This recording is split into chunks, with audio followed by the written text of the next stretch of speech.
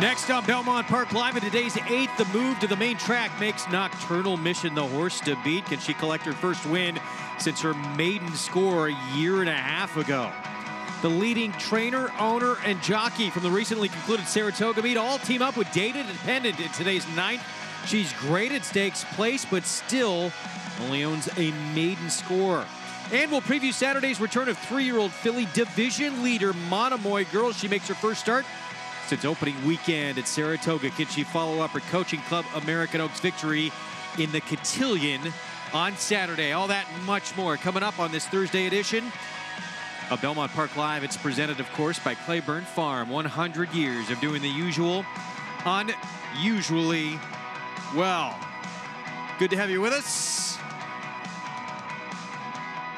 We get set for a good card coming up. Greg Wolf alongside former New York Met, LA Dodger, Paul LaDuca, and in that 9th race coming up today, Data Dependent. She's just 1 for 9 lifetime. She might have got beat in that last start. I thought that last start might have been the best that she has ever run. Nearly chased down alone speed at Saratoga. Yeah, here's the worry, though. Is it the same story? Are we seeing the same movie with this 3-year-old filly, My More Than Ready? She does have 1 win in 9 starts, and the 1 win was at Belmont here going a mile. The worry that you have with her is she's trained by the great Chad Brown, and when you have a trainer in your corner like that, you should probably have more than just 1 win. She's been short, and it seems like she keeps running these types of races where she leaves herself too much to do at the end and comes up a little short. Cool Beans was lone speed this day, and you're right, Data Dependent was giant to run second, but are we falling for her again because this is what she usually does? Well, stablemate that she beat, finished ahead of Altea. She has multiple graded stakes placed. She's faced some good ones. We'll see if she can break through, get her second win this afternoon. Get signed up, started, play along. $200 new member bonus going on now. And use that promo code Belmont Live and bet any track, anywhere, anytime with Naira Bets. We have the Naira Bets late pick 5 kicking off in race 6. 6.5 furlongs, 50,000 starter allowance coming up. 7th race, maidens, where Chad Brown has a first-time starter that's going to take a lot of support in the 3 Awesome Alana. 8th race is off the turf.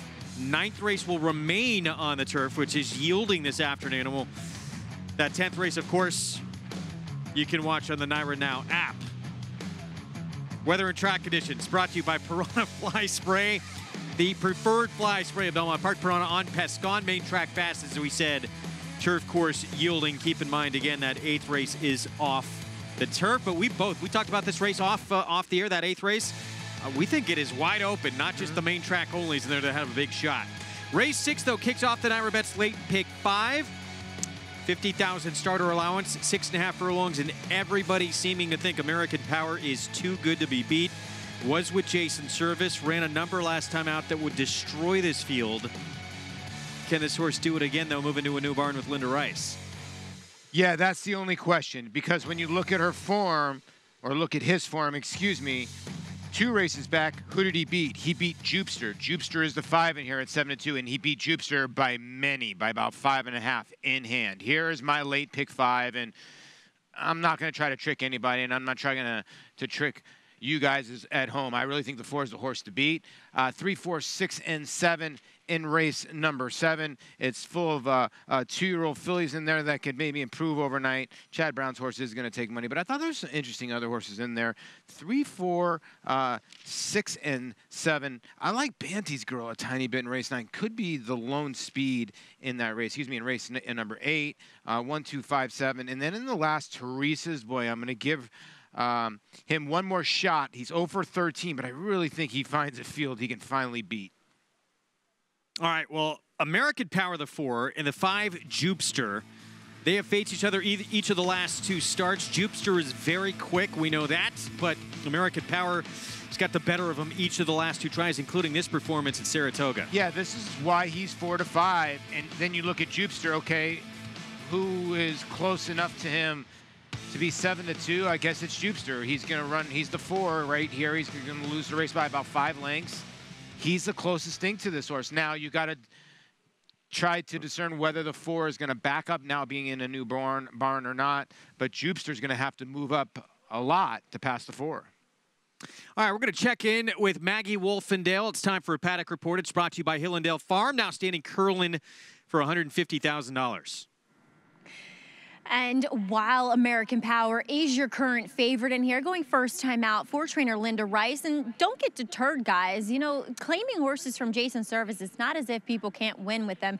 It's actually 19% with horses being claimed from him in dirt sprints. So that gives American Power another feather in his cap. But I'm actually going to look at some other horses in here from the physical perspective, beginning with his main rival in Jupster, in which Jupster has yet to turn the tables on him in 2 meetings thus far. But what I will say about Jupster is going 2 starts back here at Belmont, he actually had heat stroke that day after the races. And then back on August 5th, it was pretty hot that day up at Saratoga too. Now we have glorious temperatures. I mean, these are the days that horses kind of thrive. Even a little bit cooler than this is what they really prefer. So this is a much better environment for Jupster, I think. And honestly, one of the best times I've seen him. The weight is on. His coat looks so rich, so shiny and healthy.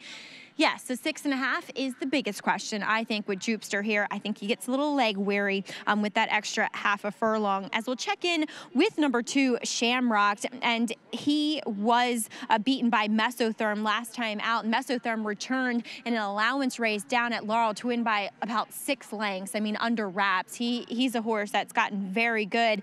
And Ray Handel does great work. And Shamrock, he does have that inside post. He's going to have to deal with Jupster, so that's a bit of a problem for him, but it's not as if he hasn't been able to rate in the past. The question is obviously the class with him, but what I will say is it does appear as though Ray has this horse looking better than I've ever seen him. He looks fantastic. I mean, like I said, he doesn't quite class up with these on paper, but here, physically, he definitely does. He looks fantastic. As number 3, La Machina Gris, I should say, for John Toscano. The Toscanos have done very well with this horse, getting him to, at least speed figure-wise, deliver consistently. And it's kind of evident in his physical makeup as well. This is a horse that in the past had trouble kind of carrying his weight from what I had seen from him, and it looks as though John and his team have done well. He just looks better overall. So, guys, as I throw it back to you, American Power is definitely the horse to beat, but there's some horses that just look as though they're doing fantastic heading into this contest. And there's the question mark, is American Power going to retain that same form going from Service to Linda Rice? We will see.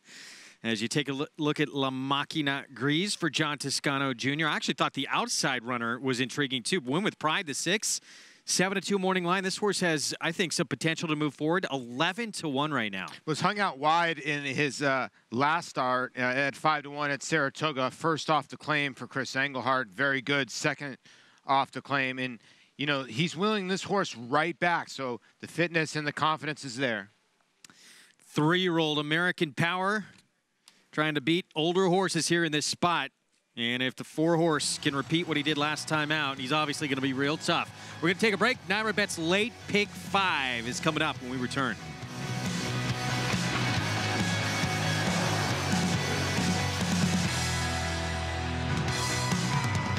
This graded stakes winner and multiple Grade 1 performer by Tapit has become one of the nation's leading sires of 2-year-olds. Ranked number 1 in his crop by number of winners, he sired 11 stakes horses in 2017, including graded stakes winners Wild Shot and Oklahoma Derby winner Untrapped. At the sales, his yearlings have sold up to $480,000. Trap Shot, standing at Claiborne Farm.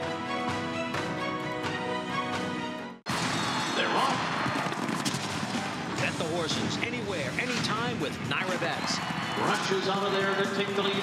It's easy on your computer or Naira Bets app. Earn valuable reward points on bets. Play in our exclusive promotions and earn cash rebates. Soft got to turn with a length and a half lead. Sign up now. Bet $200 and get $200. The dramatic finish. Bet any track, anywhere, anytime. NairaBets.com.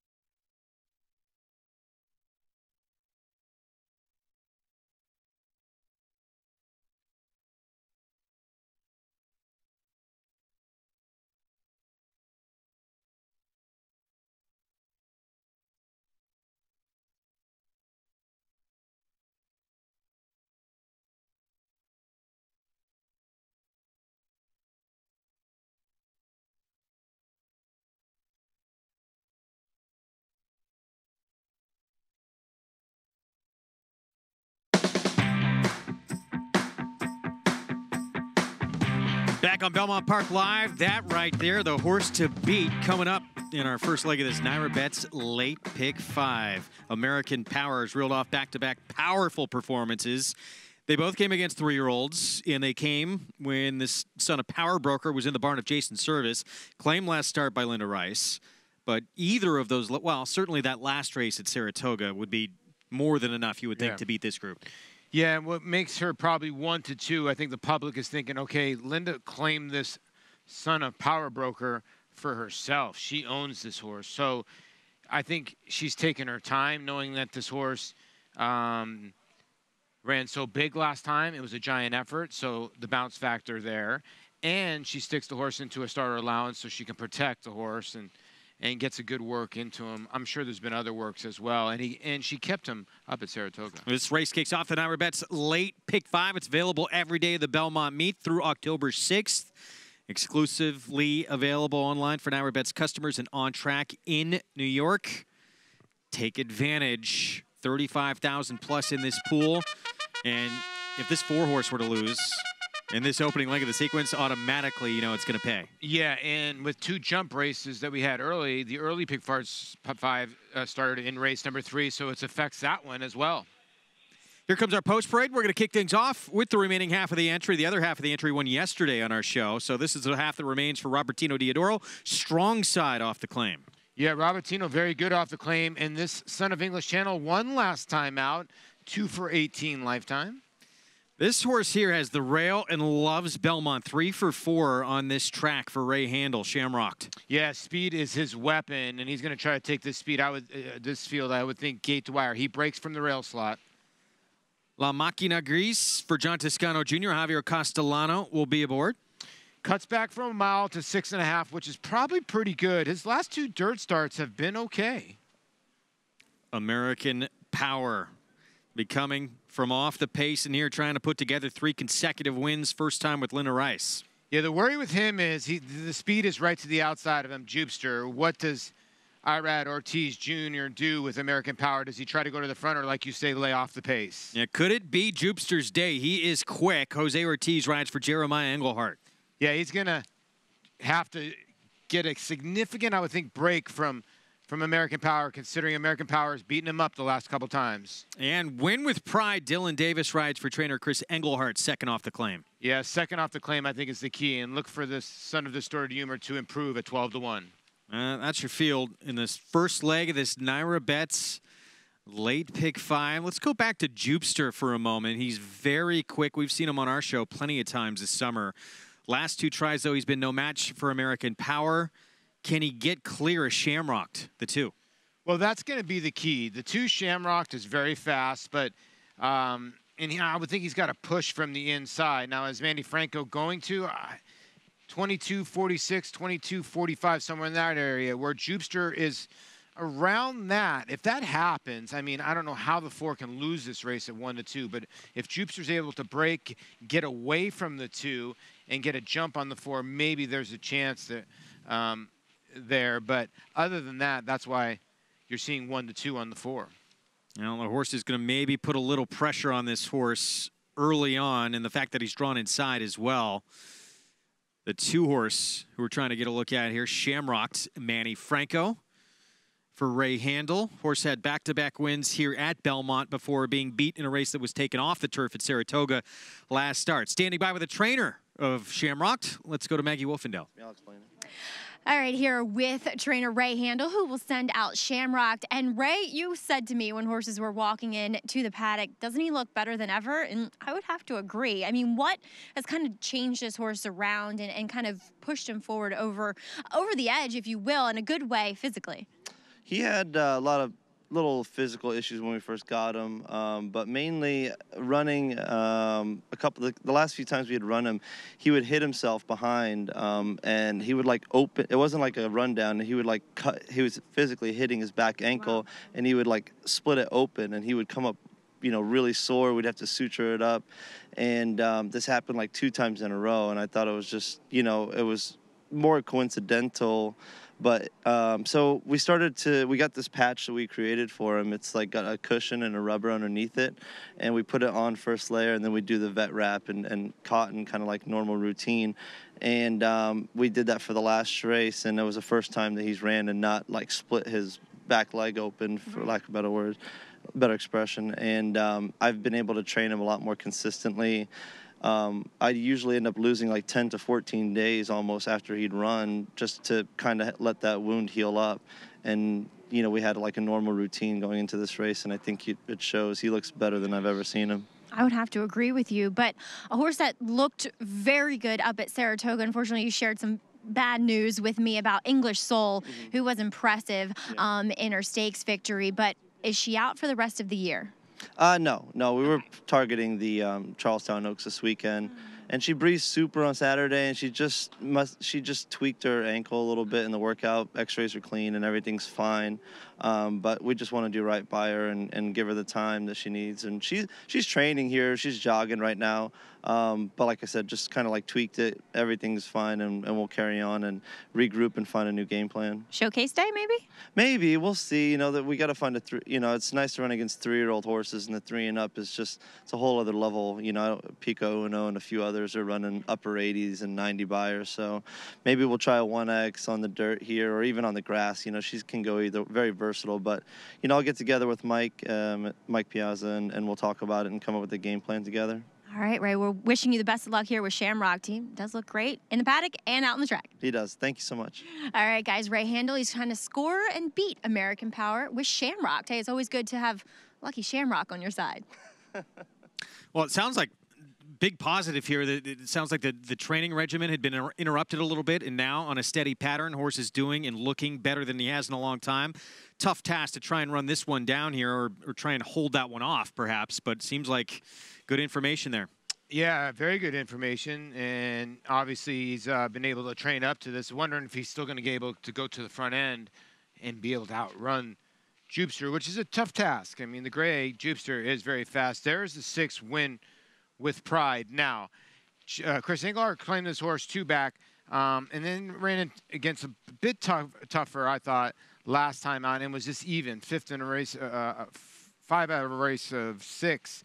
And now cuts back a tiny bit in distance, and not really getting played. 7-2 on the morning line to 11-1. Usually the Englehart brothers, their money shows. This horse is not getting any money. Yeah, that's strange. Very dead on the board for Win with Pride, who I thought was coming up to a race where he might show some improvement here this afternoon as we look at the remaining half of the entry. We talked about Potomac, the one who scratched near, obviously. We saw that horse win on our show the other day. This horse comes off a win last time out. Robertino Diodoro claimed this horse. It was for 40,000 non-winners of 2 at Saratoga. A lot of seconds in the running lines from strong side. Yeah, a lot of seconds, 6 seconds. But you know what? He got the job done last time. He actually showed some grit considering he only won 1 race lifetime. But what's been the difference? The blinkers. He's put blinkers on his last 4 starts, 2 wins. So that could be a difference maker. So his last 2 tries in the dirt, as you mentioned, they were with blinkers, but they've both been wins as well. 9-length maiden score, and then a win at Saratoga. So trying to put together 3 in a row on the dirt. And right now, 8-1 on the remaining half of the entry. It's amazing. 0 for 16 without blinkers, basically, or 0 for 14 without blinkers. Put blinkers on. A lot of those races, 0 for 8. Actually, 0 for 8 on the turf, 0 for 6 on the dirt. Put blinkers on the horse, and now 2 for 4. And 2 for 2 on dirt. So just one little equipment change. Is there a chink in the armor of this horse right here? American Power, the 4-horse. It's been odds on throughout the wagering here. 3-5 on the board, trying to win 3 in a row. And likely singled on a lot of Naira Bets late pick 5 tickets. As we have just over 51,000 in that pool. And your final chances to get down here in the sequence. It's his race to lose, the 3-year-old. Trying to beat some older horses here in this spot.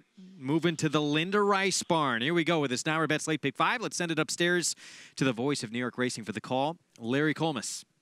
Win with Pride is coming up to the outside stall here. It'll be the last one to load, and they're all in line. They're off. Jupster heads out for the front. Shamrocked away running in second position. Strong Side is third on the outside. Then Win With Pride in fourth. American Power second last early on here. 4 lengths off the lead and just outside of La Maquina Grease as Jupster and Jose Ortiz lead them along in the run to the far turn with Strong Side pressing the pace on the outside. These two right together through a 22.6 opening quarter mile. And then comes Win With Pride running in third. Shamrock is fourth on the inside. American Power and Gerard Ortiz Jr. now 4.5 lengths from the front. Outside of La Maquina Grease, who rides the rail around the turn. It is Strong Side on the outside. At the rail, Jupster locked in battle. The two of them together through a half mile in 45.33 seconds. And now Strong Side shakes away at the top of the stretch, but there's company coming. Win With Pride on the outside is moving in company with Shamrock now. The three of them across the track. American Power with a lot of work to do down the center of the racetrack and a furlong to get there. Win With Pride now on the outside of Shamrock. It's these two down to the line. Strong Side is third. American Power is fourth. It is Win With Pride by a neck on the wire. Shamrock was second, and then Strong Side and American Power.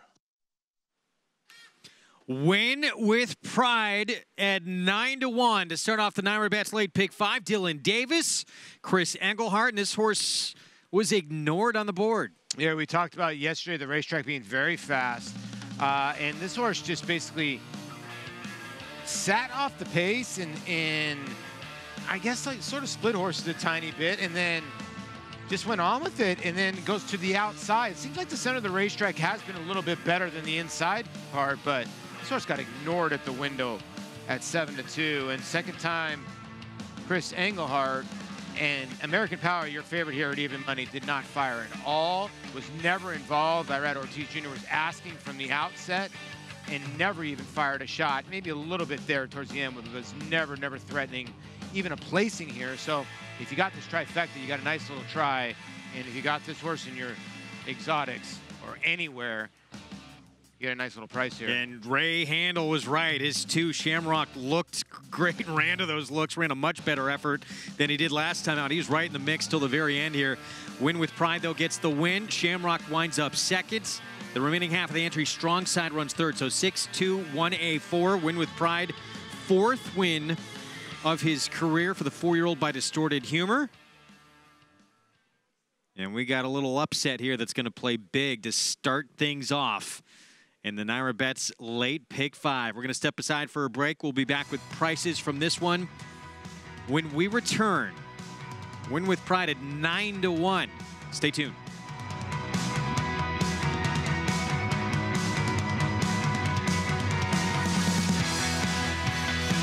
Do New York breds perform? They win in world-class company. From Grade 1 races in Dubai, where New York-sired New York bred Mind Your Biscuits won the Golden Shaheen for a second time, to Belmont adding to his status as the richest New York bred with a close second in the Met Mile.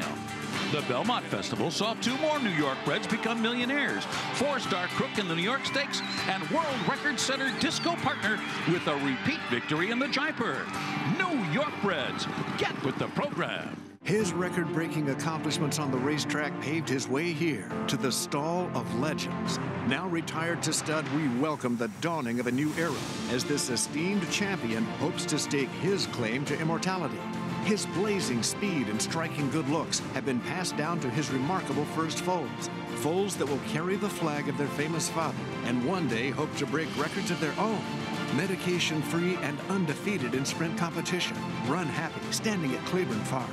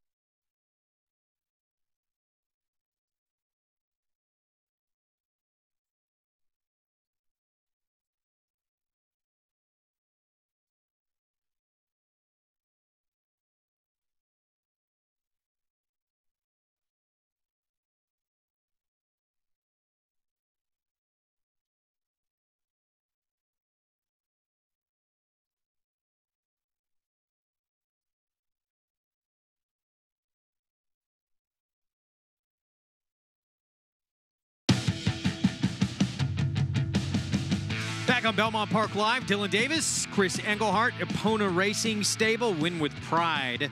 Starts off the Naira Bets late pick 5 here in race 6. Yeah, congratulations, the son of Distorted Humor out of the AP Indy Mare, Love and Pride. 4 for 19 lifetime. Congratulations to everybody involved. Dylan Davis gets the job done. 21.60 on top. That pick 3, $984. And that ended, actually, if I'm not mistaken, 3, 4, 5, 6. No, you still got one more for the early pick 5. The early pick 5 started in race number 3. If you're alive in that, wow, you're alive for a giant score. And if you're alive in the late pick 5, you're alive for a giant score. Let's head downstairs to Maggie Wolfendale. And here with winning rider Dylan Davis aboard Win with Pride, and that he did. Dylan, first time aboard this horse, and last time seemed to have kind of a premature move and just got a little bit tired. Did Chris or his assistant Manny tell you, just wait, just wait? No, they just really wanted me to ride my own race, but I did do some homework previously. I saw Rockford move on the inside, kind of made an early mid-move. Just wanted to keep him quiet with the pony. He actually, Manny was pretty good to me. He let me do my own thing and just ride my own race. But with him, I just felt like he just needed to break comfortably. Just let him, he put himself in a great position there, 3 wide, stalking. And he was just a little bit there at the 3/8 pole trying to get him moving. But once the Shamrock moved up on his inside, then he got a little fight into him, and he knew what he had to do today. Hey, and he did. He fought to the very end. Shamrock did give him a run for his money, and also giving you a run for your money. Your family expanding. Your wife, Sarah, pregnant with your 2nd child, and we were talking about when she's due. Well, our 2nd child's coming the first week of February. A planned C-section. We're looking on it. She already planned it an off day, so she was making sure that I'm going to be there. But a girl's coming, and we'll have 2 for the family. Oh, that's so exciting. A boy and a girl. Congratulations on that, and congratulations with your win here, Dylan. Thanks, Maggie. Thank you. All right, guys, the ever-expanding Davis family. That is a talented young rider, and you heard him, too, saying he did his homework for this race. He is a diligent young man, and he's just getting better and better. No, he really is. You know, he tries so hard on a racehorse, and his father, obviously, siblings, so many people in the Davis family are jockeys, but he does do his homework, and is one of those guys that you always rely on to give you a really hard, honest ride, you know? 2-year-old fillies coming up here in race 7, the majority of whom have never started before. It's a New York bred maiden special weight, 3/4 of a mile. And Chad Brown with Awesome Alana, daughter of Violence, right now the 8-5 favorite. Yeah, tough filly to figure out here now, right? Is this horse 8-5 because she's a filly by Chad Brown? And you look at the other trainers in here, no disrespect, there's some very good ones, but Chad Brown obviously gets the most respect at 8-5. But Sadie Lady, the 6, for Arnell Delacour, been training over at Fair Hill Training Center, comes in here, a son of Freud, and a New York bred is getting bet. We'll look through this group, have a Paddock report from Maggie when we come back. Still ahead, Monomoy girl looks to keep her perfect 3-year-old season intact. We'll hear from her trainer, who's far from satisfied with what he's accomplished with his superstar filly. We'll have that story when we come back.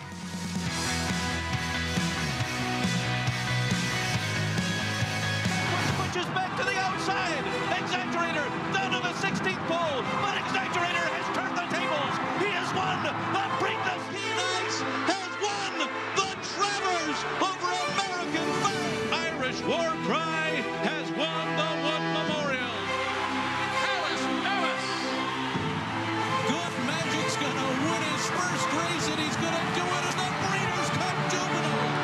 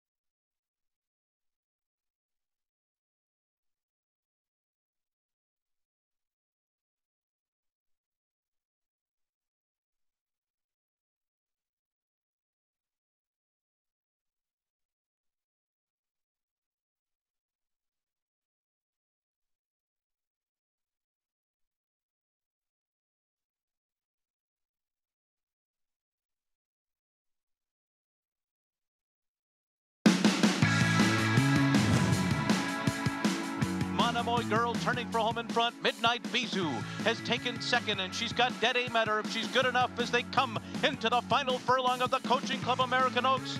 Monomoy girl is in front. Midnight Bijou is all out second on the outside. Chocolate Martini is third. Monomoy girl's got plenty left in the tank. Oh, what a fabulous filly she is! Monomoy girl wins it by 3. Midnight Bijou was no match for her today. She seems to just get better each start. Monomoy girl, that was her incredible performance at the Coaching Club American Oaks. She is 5 for 5 this year. Her last 4 victories, all in Grade 1s, and all 5 of her wins this season have been at different racetracks. She has been incredible. Most seem to think she has wrapped up divisional honors. 8 for 9 in her career.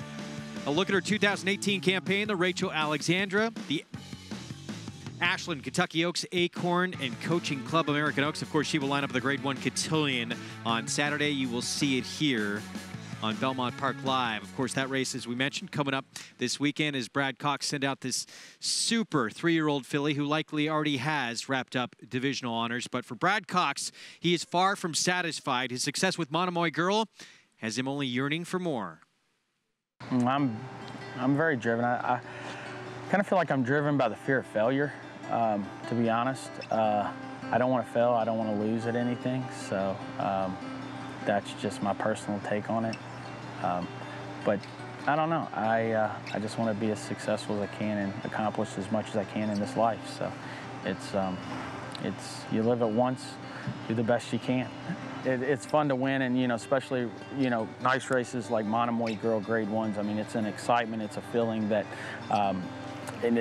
no other.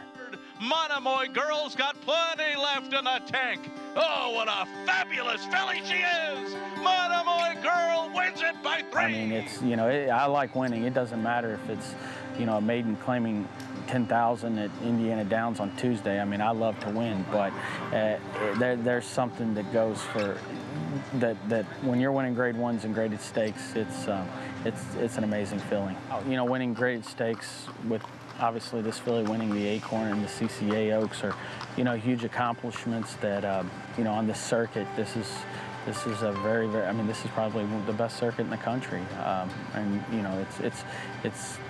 this is a world stage, Naira. People throughout the world pay attention to racing here, just with the pedigree and the bloodlines and the quality of horses here. So it's a huge deal, and it's definitely something that those. Like I told someone after the Coaching Club, she's give us memories that'll last a lifetime, and the guy said, champions last forever, and I think that's what she's ultimately, doing throughout her career. She's taken us to places that we haven't been before, obviously with these Grade 1 victories, and, she's taught us a lot. She's taught us that, good horses, she's a really good horse, and she does things easy. Things are easy, for her to go out there and work 5/8 and 59 and come back and, look at her water bucket and not even drink anything. It's like, that's what a good horse does. So, she's taught us a lot. She's meant a lot to me, and I think what she's taught me and what she's doing for my career, it'll have a lasting effect for a long time. I can tell you I'm not content.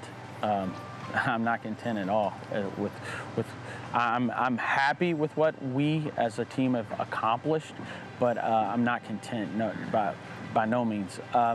The goal is to have, like I said earlier, graded stake horses. We want to win the Kentucky Derby. We'd like to, and I'm sure if we win it once, we'll want to win it again. So that's the goal. I mean, I idolize guys like Bob Baffert and Dwayne Lucas and what they've accomplished in their career and are still accomplishing. So, those are the guys that I look up to, and get on Equibase and see how many graded stakes they won in a year, how many Grade 1s they won in a year, Triple Crown races, and those are goals that I'm after, chasing, and hopefully someday we can get there.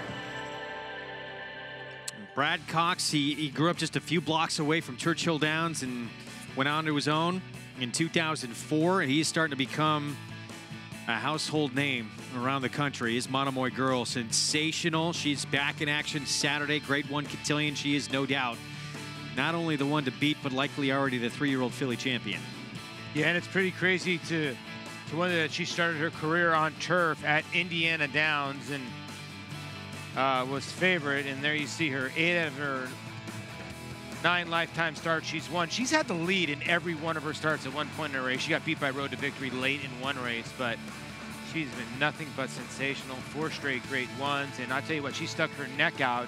A lot of people forget she went from the 14 hole to win the Kentucky Oaks. That was her arriving yesterday at Parks. She is going to have speed right next door to her this time out in the cotillion. It's a long shot jump ruler, but jump ruler has a little bit of talent. We'll see if that speed of that long shot throws a wrench into her plans at all. But Monomoy girl to this point, nothing has really, certainly in her 3-year-old campaign, nothing has been able to stop her. It is part the cotillion of a Saturday cross-country pick 4 that begins in race 7 at Belmont.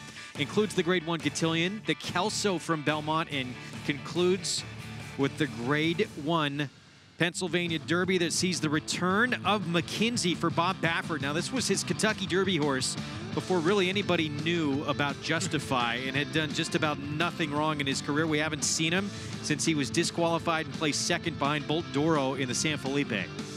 He really is a tough read, but I tell you what, this is a ton of confidence. And I know that Mr. Pegram and Mr. Watson, they like to play a little poker, like to gamble a little bit, but not this kind of gamble. This isn't a Bob Baffert move to put a horse into a $1 million race off this kind of layoff. But you're right, McKenzie was their Kentucky Derby horse before Justify. I think he even broke his maiden. So this is a very interesting entrant into this race for $1 million. Core beliefs, but Hoffberg will probably be your favorite. But again, whenever Mr. Baffert makes a decision, you sort of raise your eyebrows. Really, I don't think McKenzie will be. Wow, you're asking who's going to be favorite? I think McKenzie might be. Wow. That was him on the track today. He looked sensational, didn't he? He looked great. I mean, but a lot of Bob Baffert horses do look great. That's a tall task. I respect Bob more than any trainer in the world, but I'll tell you what, he wins that race. I wouldn't be surprised, but I'm not betting that horse. We saw Dream Tree come off a long layoff, win at Saratoga late in the meet. We'll see if McKenzie can do it in the Pennsylvania Derby. It's time for a Paddock report right now for the start of our late pick 4. We're going to check it with Maggie Wolfendale. It's brought to you by Hillendale Farm, now standing Byron for $15,000. First-time starters taking the bulk of the play here in race number 7, as we'll discuss your current favorite, of course, going out for the Chad Brown barn, and that is number 3, Awesome Alana, as she comes in, a daughter of Violence, who Violence has been producing some nice runners, and they can kind of run on either surface and do whatever, typical of Medaglia d'Oro as well. Now, she comes in here, she's extremely fit, professional, very athletic looking as well. The only problem I'm a little bit concerned about is, though the dam was okay as far as dirt sprints are concerned, she actually looks like she might want a little more ground. And the filly that she was working with by the name Canteen, who ran here on Sunday, who was a favorite, I think, that day, and really just kind of got not run off her feet, but she was devoid of early speed and closed well, but the winner did win on the front end. So I'm a little bit concerned about the fact that Awesome Alana may not have as much early speed. But let's face it, Canteen is an open company horse, and she is only facing New York breds here, so she's a very viable favorite, as number 6 is Sadie Lady, who comes in for No Delacour. Now, he doesn't have the strongest numbers, as you would think, in first-time starting 2-year-olds in dirt sprints. I think he's only hitting right around 13%, as he is a trainer who's more in that 20 percentile as far as overall. She's a little bit on the smaller side, although she's extremely well prepared, very quiet, but on the flip side, wearing blinkers. So she's one of those ones that I scratch my head. Is she going to show speed because she's wearing blinkers, or is she fairly slow and that's why she's wearing blinkers? I would side on the latter, but we'll see what shakes out. Moving on to higher priced ones, number 4 is Forever Changed for Charlie Baker. Now, this one, a daughter, a flashback, who's actually been okay. He's had 4 2-year-old winners from 13 starters, so that's not bad. And this gal certainly looks like a dirt sprinter. The only problem is she's a little bit green. Now, she could be one of those horses that is sharp and goes out, shows some speed, and then tires, or she's going to be one of those ones that's just clueless throughout the running of this race. We'll see. She might have a little early pace based upon her physicality and sharpness. Now, Dave Donk will send out one in here, and that's Flat Out Funky. This pedigree says long longer to me. But on the flip side, she actually looks more like a dirt sprinter. We'll see what pulls through here. But good-looking type. We'll see if this is a stepping stone as well, but I like what I'm seeing from this horse as Arad Ortiz gets aboard for Dave Donk here, and we'll offer some value, Greg. There was Dave Donk smiling away. We'll see how his first-timer does. Filly by Flat Out has Mr. 2000 on board. Irad Ortiz Jr. just accomplished that earlier last week. We want to remind everyone, get signed up, started, play along. Use that promo code Belmont Live, and you get $200 as a new member in your account. Play along with Naira Bets and bet any track, anywhere, anytime. So here we go with our post-parade. Rose of Dublin, one of just 2 in this race with experience for Chris Engelhart. Jose Lizcano rides. Yeah, and Chris looking for back-to-back W's here as Winwood Pride just won at a little bit of an upset. And this little filly's getting played here off a 5th-place finish in a 10-horse field. Bullet drill off that performance, 3 furlongs, maybe to put a little speed into the filly. Charming Kara has had 2 starts for Mitchell Friedman, and she's been badly beaten in both. Yeah, she was 19-1 first time out. Last time out, almost 40-1. And, yeah, she has not run in either start. So 11-1, little surprising. But, you know, it's a short field. Awesome. Alana here is the Chad Brown first-time starter with Javier Castellano, 9-5 favorite. Again, 9-5 off to 2-1 with Castellano, Brown, Lasix. I just don't know. It's a tough read whether this one's a runner or not. Charlie Baker had a story on him on our show yesterday. He's sending out Forever Change. He'll have Junior Alvarado aboard. This is a little gray by flashback here with Junior Alvarado, like I said, for Happy Face Racing Sable. And Charlie Baker had a winner yesterday. Arnaud Delacour sends out Sadie Lady with Joel Rosario. Yeah, and Dennis Narlinger owns this one in his black and yellow Lightning Bolt Silks. You know, 2-1, taking a ton of money here. And like I said, been training over at the Fairhill Training Center over at Synthetic. And here's the David Donk runner, the filly by Flat Out Funky for Funky Monkey Stable. Irad Ortiz Jr. debuts with Lasix, and they paid $25,000 for this filly by Flat Out. Late pick 4 starts in the 7th race. We're approaching the 5-minute mark to post, and the filly to beat. We have never seen her perform in the afternoon yet. This is her debut coming up. The 3 Awesome Alana. 9-5 favorite here for trainer Chad Brown. We'll have this race for you when we come back.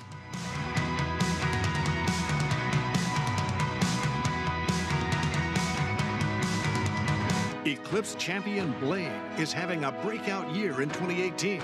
Among the nation's leading sires of stakes horses, his recent top runners include Fault, Maraud, Marley's Freedom, Beyond Blame, and Miss Kentucky. He's also making a name for himself internationally with French Classic winner Singman. And with yearlings bringing up to $350,000, this 3-time Grade 1 winner offers outstanding value. Blame, standing at Claiborne Farm.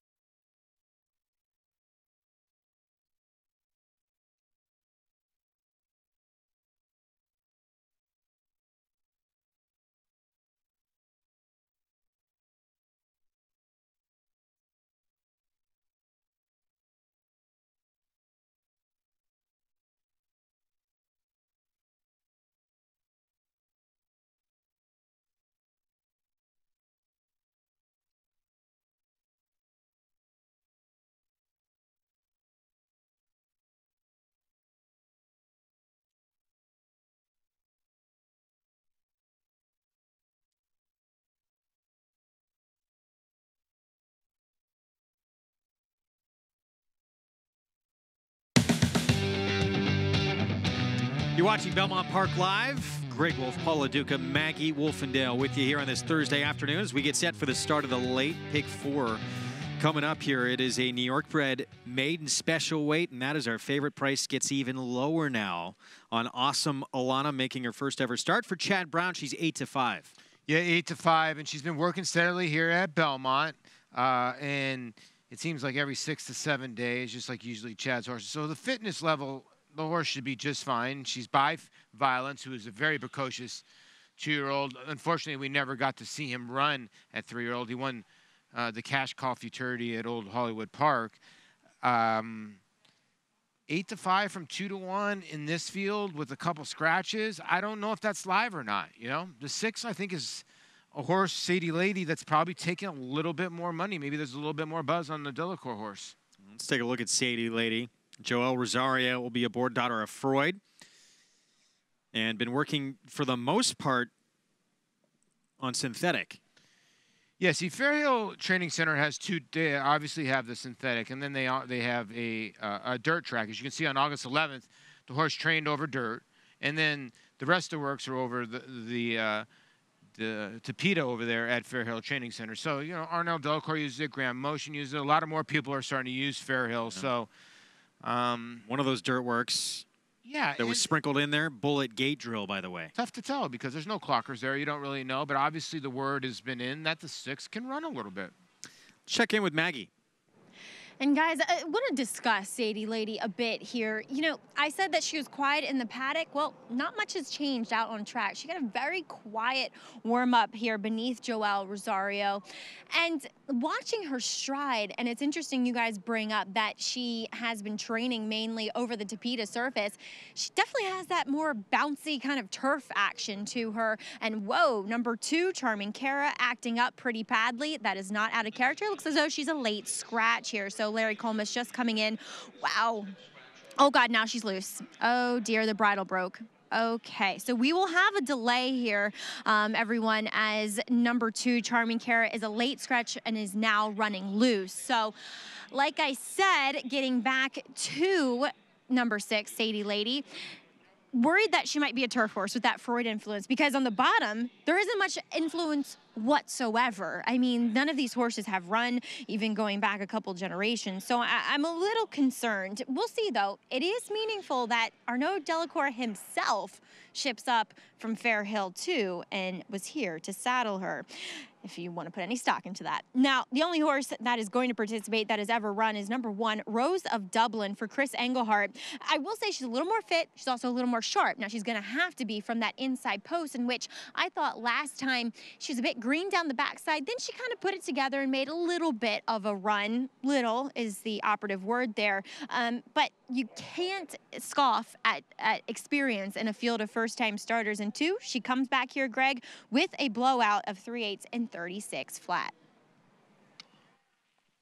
All right, Maggie, thank you very much. So late scratch of the 2, Charming Cara. We kind of keeping an eye on things from up here where we are perched. Yeah, and Outriders were trying to catch up with her. They had a shot, but she kind of escaped their reach. Yeah, so if you run all the way up to chute where they have the 1-turn mile, the Outriders were running her up to chute, and she's gone. She's off the racetrack. She's went up the chute and hooked the left, and hopefully everything's okay, but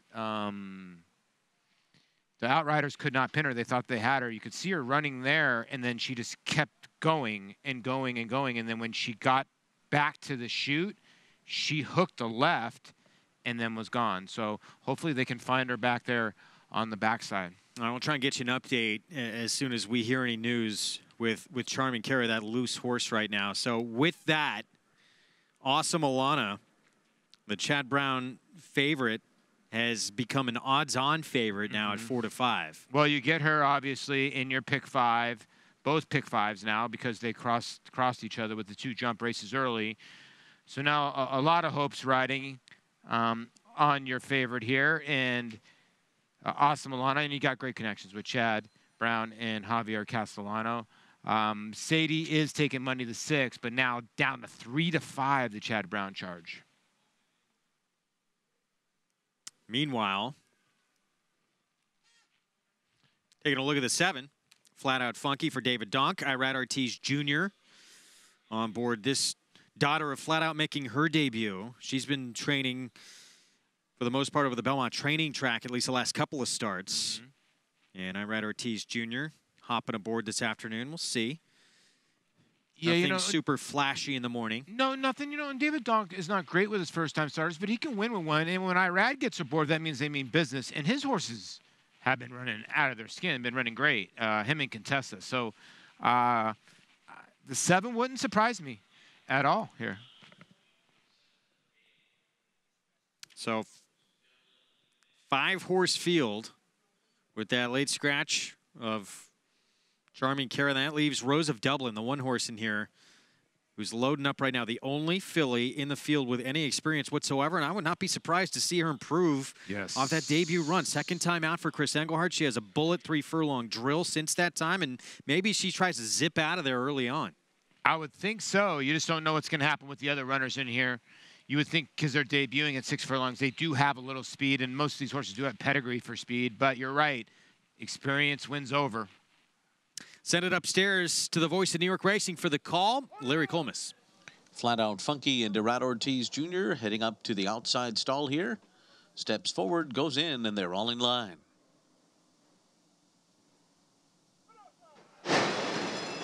They're off. Bit of an awkward start by Rose of Dublin, who's been left to the back of the pack. Forever Changed and Sadie Lady go out to the early lead together. Flat Out Funky will be 3rd in the early stages. Then Awesome Alana, who's back running in 4th and 4 from the front, as Rose of Dublin goes up on the outside and starts to pass horses.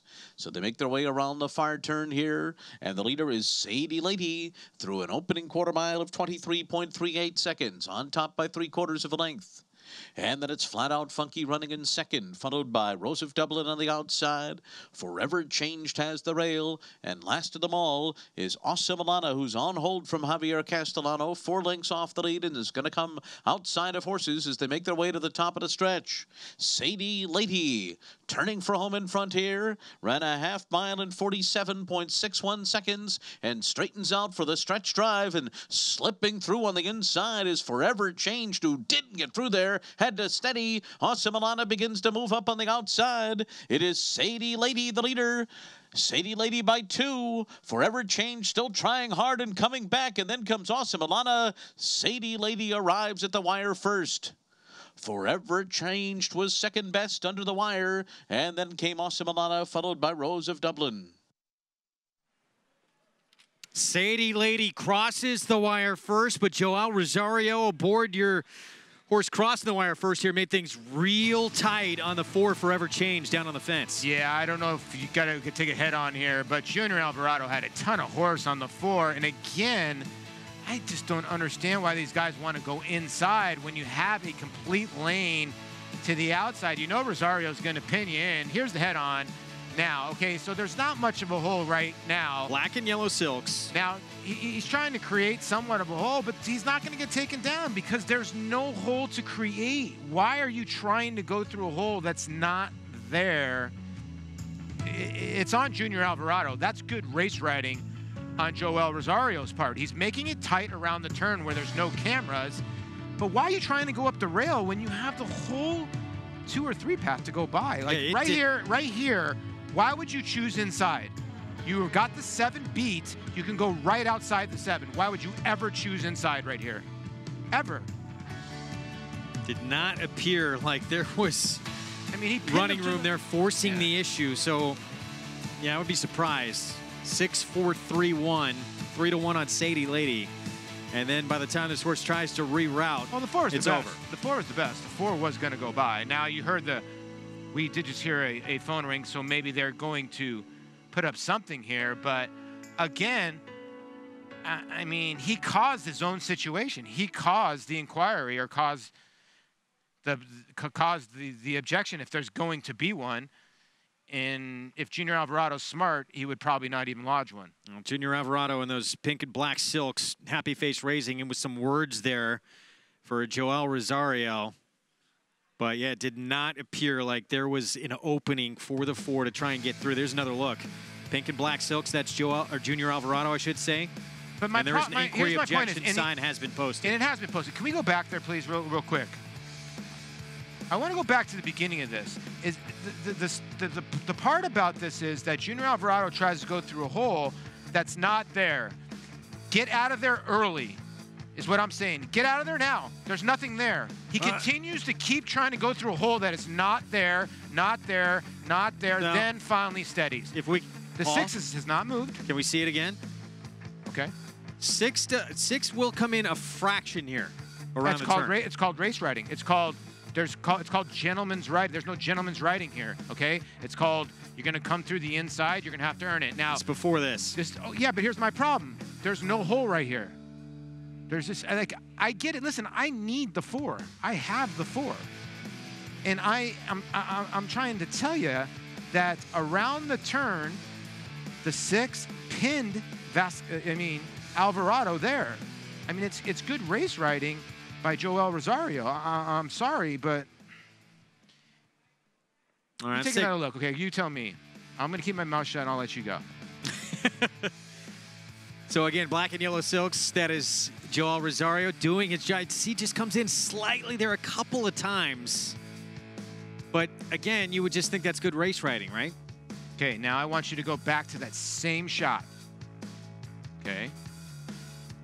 Now, if you go back to that same shot, and if we had those lanes where the 4 is in the 2 lane or the 4 is in the 1 lane or whatever you want to go, you tell me how many lanes the 6 comes in and how many lanes. I mean, it's just. There's Rosario. He's making his case to the stewards right now, explaining his side of things. We'll take another look here from another angle. You can't really tell here. That doesn't tell us a whole lot. No, Joel Rosario did a tremendous job of pinning a horse without tiny bit, I want you to look at the horse in the Bumblebee Silks. How many paths?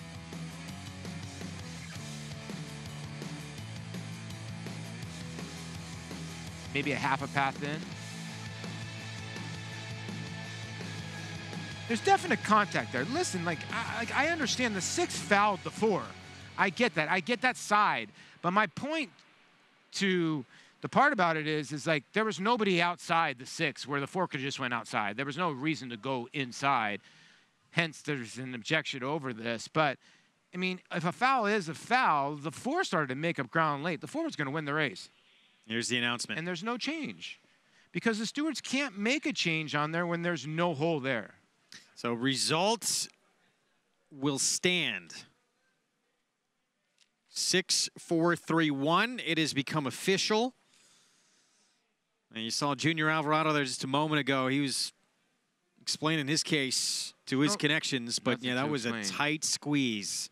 Nothing to explain. Trying to squeeze an elephant through a keyhole. So Sadie Lady, first time out. That victory stands. Goes off at 3-1 as Junior Alvarado back to the drawing board here. And it's picture time for Sadie Lady, Arnaud Delacour, Dennis Narlinger, and Joel Rosario. We're going to take a break in the action. When we return, we'll wrap up the 7th, set up the 8th, and we will talk Breeders' Cup Dirt Mile winner, Battle of Midway, back for his 2nd start of the year in the Grade 2 Kelso here at Belmont Park. We'll preview that race when we return on Belmont Park Live.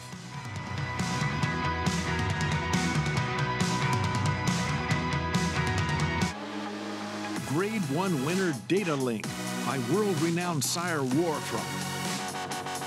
Data Link scored in the prestigious Grade 1 Makers 46 mile at Keeneland, then set a new course record in the Grade 2 Monmouth Stakes. His runners include stakes winner Star Doza, along with a growing list of talented young runners. At public auction, his yearlings have sold up to $200,000. Data Link, standing at Claiborne Park. They're off. Bet the horses anywhere, anytime with Naira Bets. Rushes out of there to take the lead. It's easy on your computer or Naira Bets app. Earn valuable reward points on bets. Play in our exclusive promotions and earn cash rebates. Off the turn with a length and a half lead. Sign up now. Bet $200 and get $200. The dramatic finish. Bet any track, anywhere, anytime. NairaBets.com.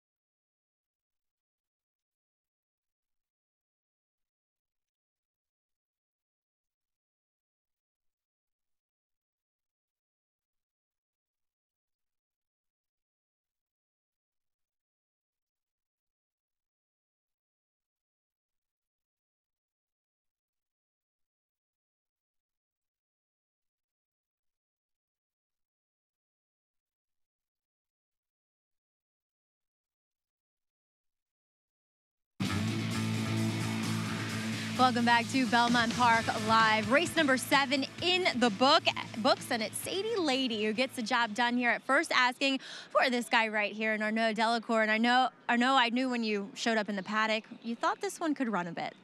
Yeah, she showed some good promises in the morning. She showed some speed, tactical speed when she breezed from the gate. So yes, we liked her. Now, you'd been training her over the synthetic surface at Fair Hill, but that one breeze on the dirt, as you alluded to, it was good. So she seems as though she might be a filly that has some versatility. Yeah, no, you're absolutely correct. I always thought that the turf was an option for her also. She breezed so well when we breezed on the dirt that I was like, let's begin by the beginning. So we're very happy with that. Do you consider winning like she did, pretty easily? Joelle really didn't have to ask her for too much. Do you consider the 2-year-old stakes that we have on our showcase day later in October? Yeah, I think we should nominate and take a look and see where we're at. But I don't see why not. She's done everything right. I need to look at the replay, but I don't think he hit her once, Yeah. So he probably still had a little bit left, so I'm happy with that. Speaking of the replay, were you concerned at all when the inquiry sign went up? Not really. It looked like there was no room, and probably Alvaro tried to go where there was no room, and that's the way it looked to me. But that's the way pretty much everybody saw it, Arnaud. So you're not out of the realm there. But congratulations with Sadie Lady. She was very good at first asking. Thank you very much. All right, guys. Looks as though we have a promising New York bred 2-year-old in the mix. Yeah, she showed some real ability here first time out. So going to be interesting to keep our eyes on Sadie Lady and see what is next for this daughter of Freud, for Arnaud Delacour, who, by the way, going to be a busy man coming up this weekend in both of the graded stakes races on the Saturday card. Sadie Lady gets it done first time out. Joel Rosario aboard for the winning ride for owner Dennis Narlinger, $8.20 for the win. Yeah, this is a filly by Freud out of the Read the Footnotes mare, Zucca. JMJ Racing Stables LLC is the breeder here in New York bred, and like you said, Joel Rosario with a heady ride here to get the job done. Up next, a race taken off the turf.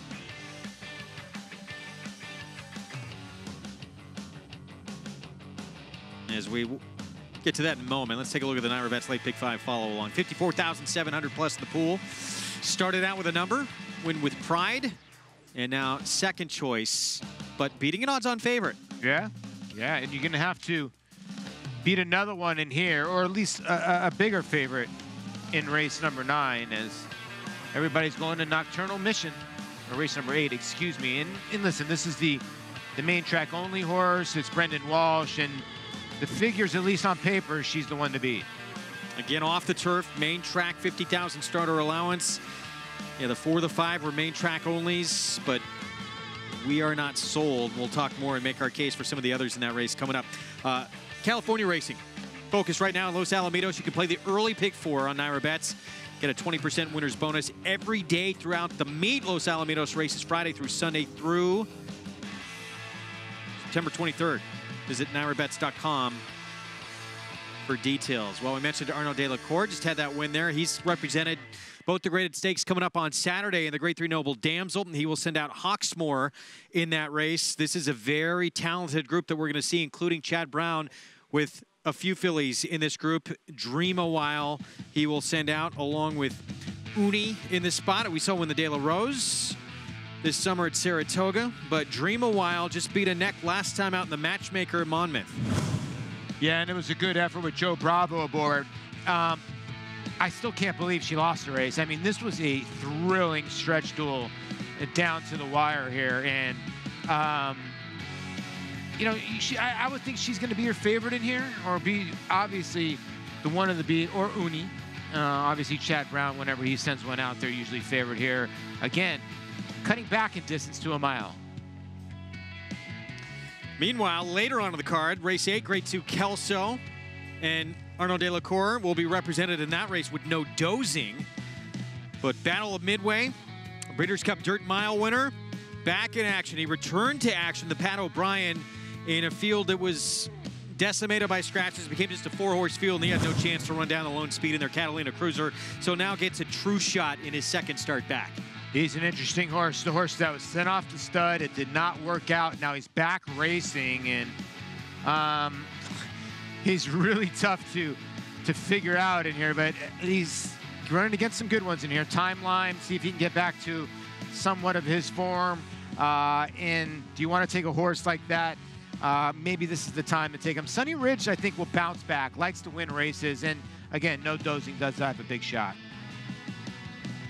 All right, that is coming up on Saturday. A couple of very intriguing graded stakes races. Part of a tremendous card this weekend. And, of course, Belmont Park Live with some big races as well, including the Cotillion Pennsylvania Derby and Gallant Bob coming up from Parks Racing on their big afternoon. We'll be back. More on race 8 coming up, again off the turf. 6 furlongs, main track, and it's the main track only entrant, Nocturnal Mission, the 4, who is the horse to beat at 6-5 on the board right now. We'll be back with more coming up on Belmont Park Live right after this short timeout. This successful son of AP Indy has sired 6 millionaires, including Eclipse champion West Coast, a multiple Grade 1 winner and runner-up in the $16 million Pegasus World Cup. This year, Flatter is adding even more stakes winners to his outstanding record at stud. In the auction ring, Flatter topped the 2018 Phasing Tipton July sale with a $520,000 yearly. Success on the track, success in the ring. Flatter standing at Claiborne Farm. They're off. Bet the horses anywhere, anytime with Naira Bets. Rushes out of there to take the lead. It's easy on your computer or Naira Bets app. Earn valuable reward points on bets. Play in our exclusive promotions and earn cash rebates. Sign up now. Bet $200 and get $200. Bet any track, anywhere, anytime. NairaBets.com.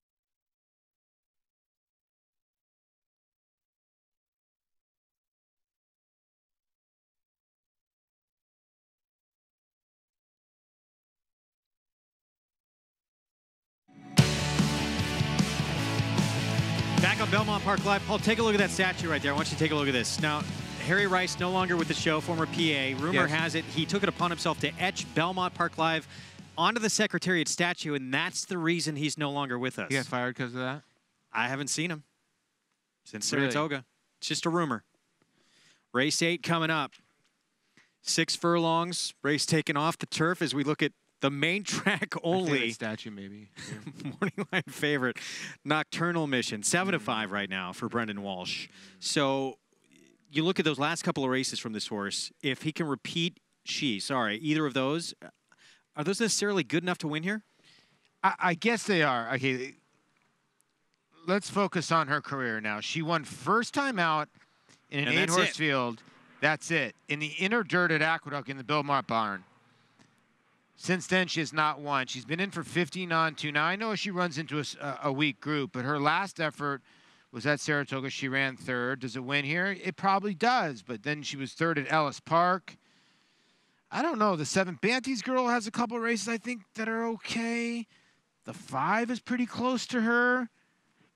The 3 Angel Food has, I mean, I'm sorry, 7 to 5. Okay, now that's a little bit more reasonable. Like, I thought like a 9 to 5 somewhere in that area. I mean, 7 to 5, I guess is probably the right. David's usually right on the morning line, but people are going to navigate to horses like this because it's a main track only, you know? Here's the other main track only. Daria's Angel, Arad Ortiz Jr. on board this one. Now, she brings some speed to the race, and we know that she loves Belmont Park. She's 2 for 3 here at this track as we take a look at her in action.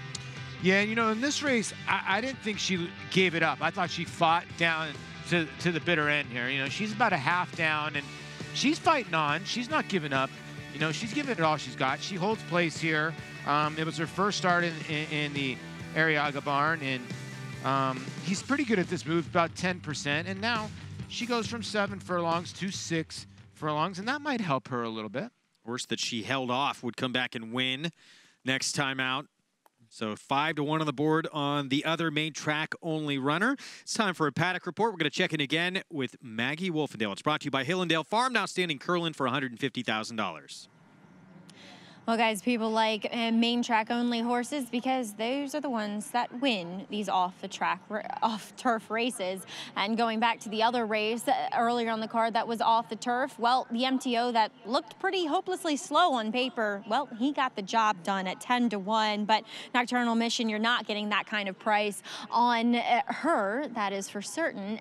She looks fine here.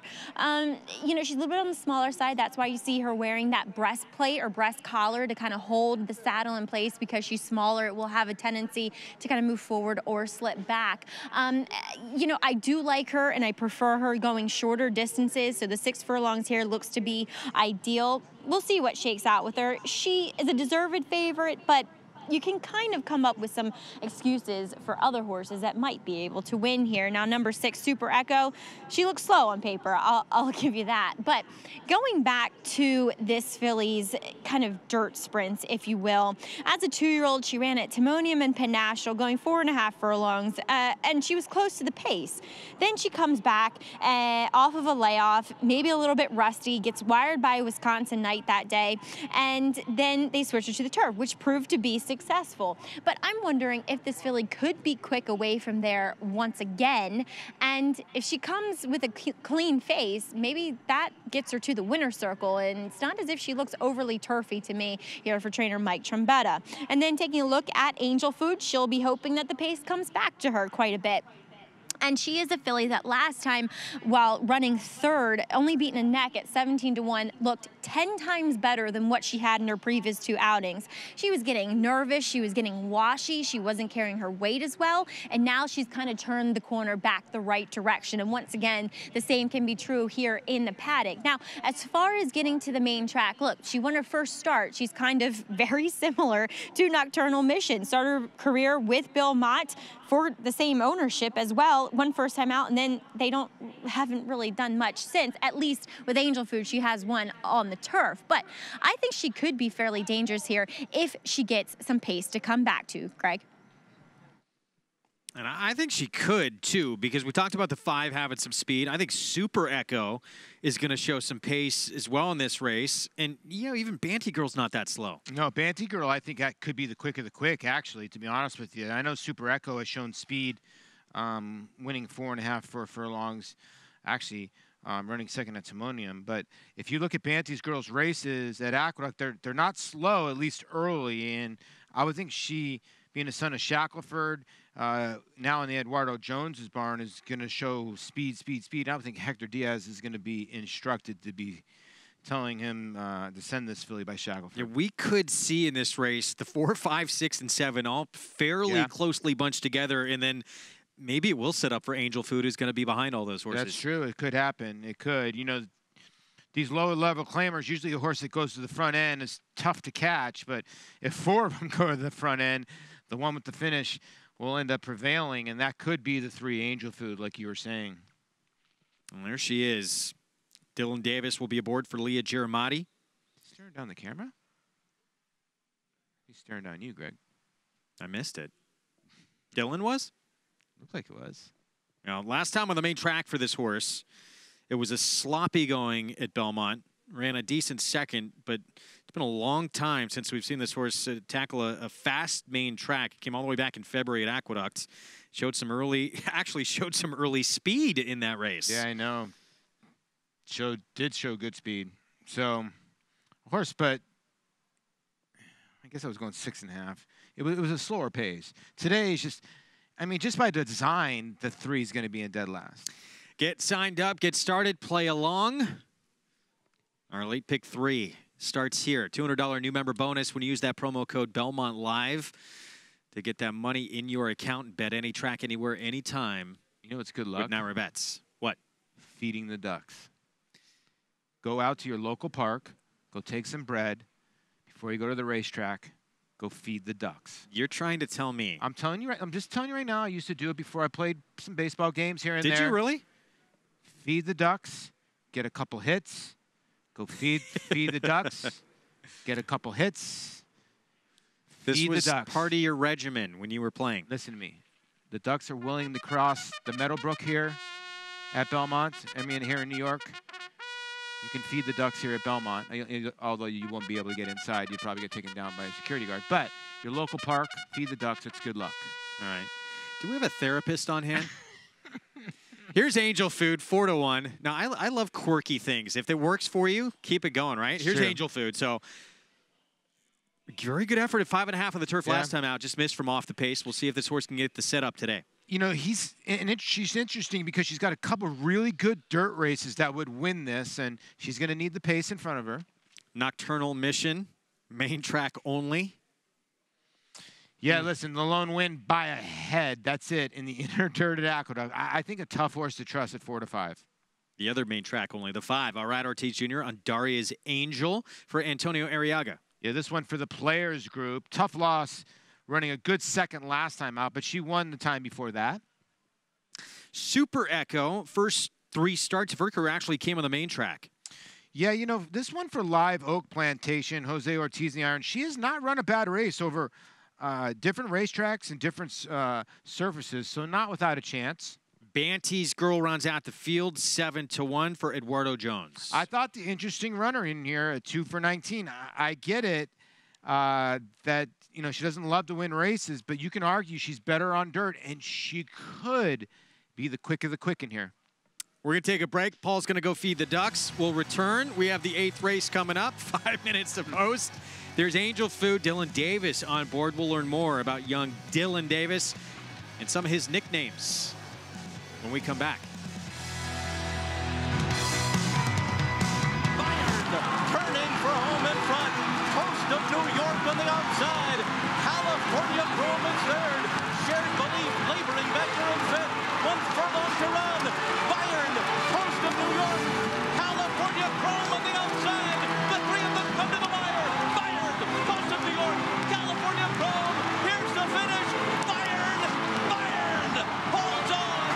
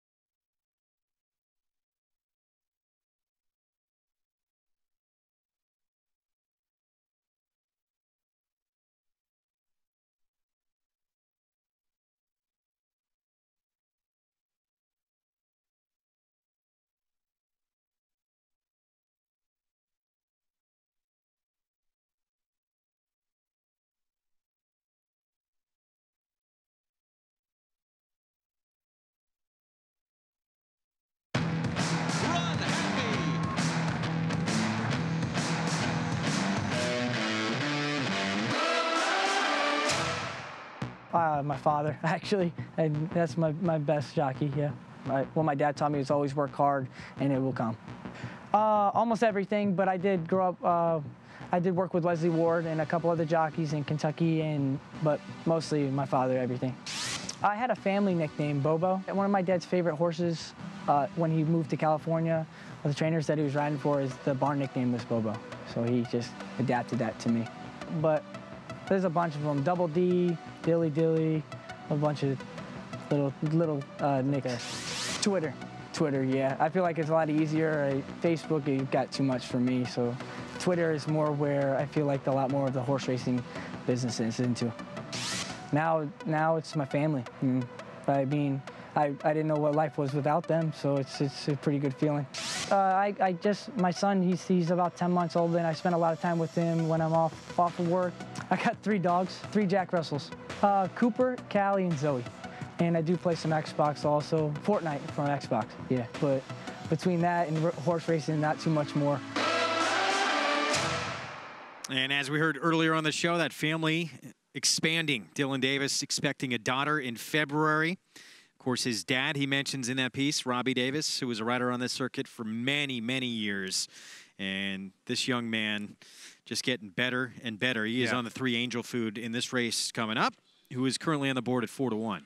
Like I said earlier, he rides a horse very, very well. And he always, when you look in the form and you say, okay, this is where my horse is going to lay, Dylan usually has the horse right in that position. That's why he's 14, 15% of the year for every year. And there you see Maggie is going to pick Dylan in here. And she's been hot as a pistol. She had a 7-1 winner yesterday. I'm going to try to get a 7-1 winner here in Banty's Girl. And I'm hoping that Hector Diaz sends the 7 to the front end and hope that this race can be won gate to wire somehow. If somebody can clear this field, or if that can happen, that horse is going to be very dangerous. There's the one everyone's trying to beat right now, 4-5 on Nocturnal Mission. You and I both a little skeptical, especially with the fact that this horse, not only that she only has 1 win on her resume, but it came first time out. She's 0 since then in 7 starts. Obviously, no doubt she could win this race. She's probably the horse to beat, but at that price, I just thought the race was more wide open and more evenly matched. And by the way, I owe you an apology. Your story about feeding the ducks was legitimate. You told me during the break. It was that great story you had to share, but it helped break you out of a slump during the College World Series. Yeah, it's a true story. I like that story. I don't like Greg Wolf. Here we go. Last to load, this 7, Banty's Girl, Larry Colmus with the call. Andy Sterling's feeding the ducks. They're all in line.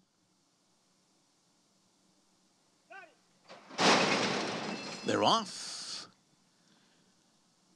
And it's Daria's Angel who bounces out of there well. Banty's Girl, Nocturnal Mission close up 2. And then comes Angel Food on the inside. And the back of the pack is Super Echo. Up the backstretch, Daria's Angel and Errad Ortiz lead the way, and Banty's Girl puts the pressure on these two together as they make their way to the half-mile pole. They're on even terms. So too are Nocturnal Mission and Super Echo, who are 2 lengths behind them. And Angel Food last to the 5. 23.1 was that first quarter. They make their way around the far turn. Banty's Girl's got a neck in front. Daria's Angel has the rails. Super Echo is 4th on the outside. Nocturnal Mission is back running in 4th position now, 2.5 lengths off the lead. Angel Food is at the back of the pack as Banty's Girl turns for home on top. Ran 46.51 for the half. On the inside, Daria's Angel fights her. Center of the track, here comes Angel Food. And Nocturnal Mission splits horses in. So too does Super Echo, who comes charging up now as they come down to the 16th pole. It's Angel Food and Super Echo. Super Echo and Angel Food. Nocturnal Mission charging late on the inside at the wire. It's Super Echo, Nocturnal Mission, and Angel Food. Super Echo back to the main track. Picks up the 2nd win of her career, does so at 9-2. Wow, this was a heady ride. You know what? I think that actually Super Echo, when she saw the 3 to her outside, Angel Food looked like she was going to win this race easy. She ran 3rd. And the 4 Nocturnal Mission, I think, saw the 6-2 and sort of came back. Weirdly run race. The 7 Banty's Girl, Hector Diaz, I thought was going to maybe get to the front end a lot easier, but he just didn't have any horse. He did get to the front end. And then right here, watch the 4 trying to wait for room, and there's just no room for Javier Castellano, and that might have cost the horse a race. Really tough to tell because she was moving on, but right here the 3 looks like she is home, but she's getting high-headed a little bit. You can see Jose Ortiz pointing his horse towards her. He got lucky that the 4 didn't sneak up the inside. The 4 doesn't have to hesitate for that split second. She probably wins the race. 6-4, 3-5, 9-2 beats a 3-5. That will play huge in this Naira Bets late pick 5. Jose Ortiz, Michael Trombetta, Live Oak Plantation Silks gonna be going to the winner's circle. And we have our feature race still to come. The 9th will be on the turf at a mile. The 16th we'll be back to wrap up, though, race 8 right after this. Another favorite defeated in the Naira Bets late pick 5. Jose Ortiz just barely getting the job done. We'll be back.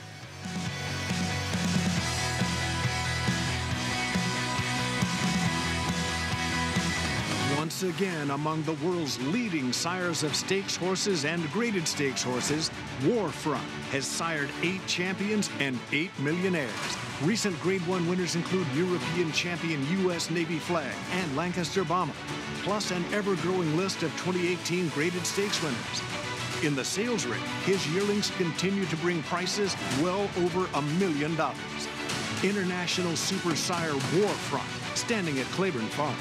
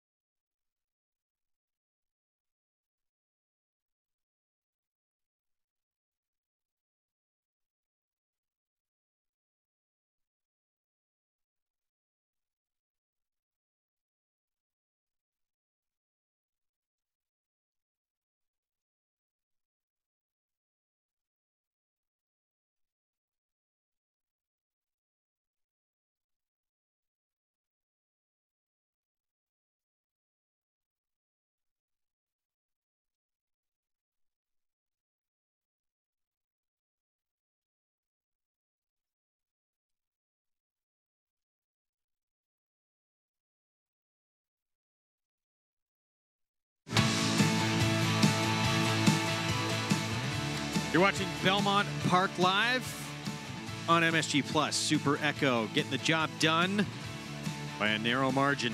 In the 8th race here, Jose Ortiz, Michael Trombetta for Charlotte Weber's Live Oak Plantation.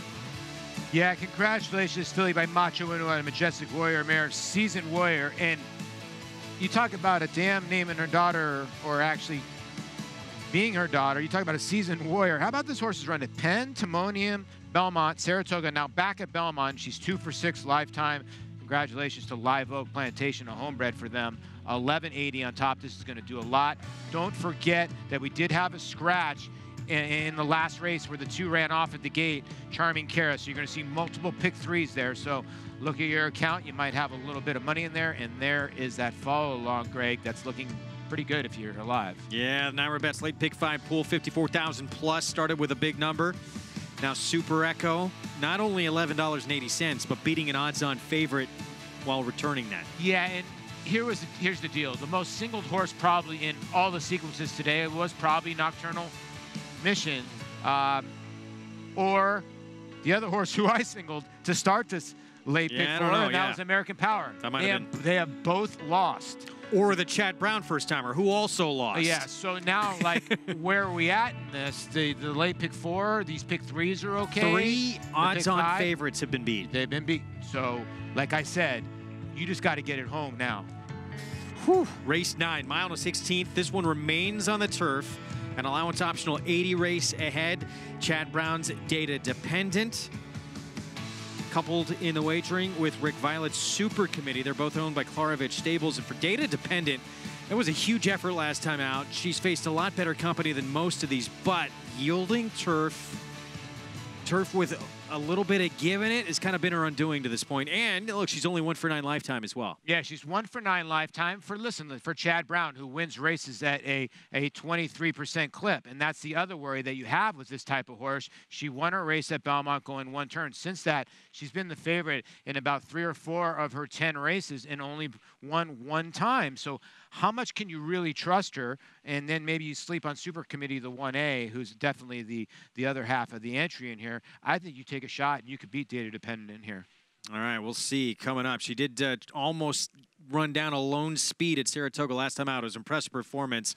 We'll talk more about that in just a moment. I want to remind everyone our show brought to you each and every day in part by Run Happy, standing for $25,000 at Claiborne Farm, undefeated during his career while sprinting. Perfect 7 for 7. He did it all while running without Lasix medication. And now in his next career at Stud, in that legendary stall #1 at Claiborne Farm. We're going to take a break. We'll be back. 9th race is coming up after this.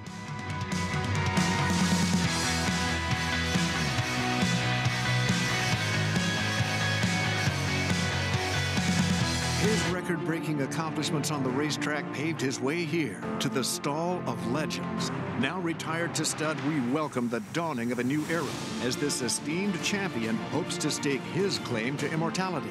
His blazing speed and striking good looks have been passed down to his remarkable first foals. Foals that will carry the flag of their famous father and one day hope to break records of their own. Medication-free and undefeated in sprint competition. Run Happy, standing at Claiborne Farm. They're off. Bet the horses anywhere, anytime with Naira Bets. Rushes out of there to take the lead. It's easy on your computer or Naira Bets app. Earn valuable reward points on bets. Play in our exclusive promotions and earn cash rebates. Soft got a turn with a link to the half lead. Sign up now. Bet $200 and get $200. The dramatic finish. Bet any track, anywhere, anytime. NairaBets.com.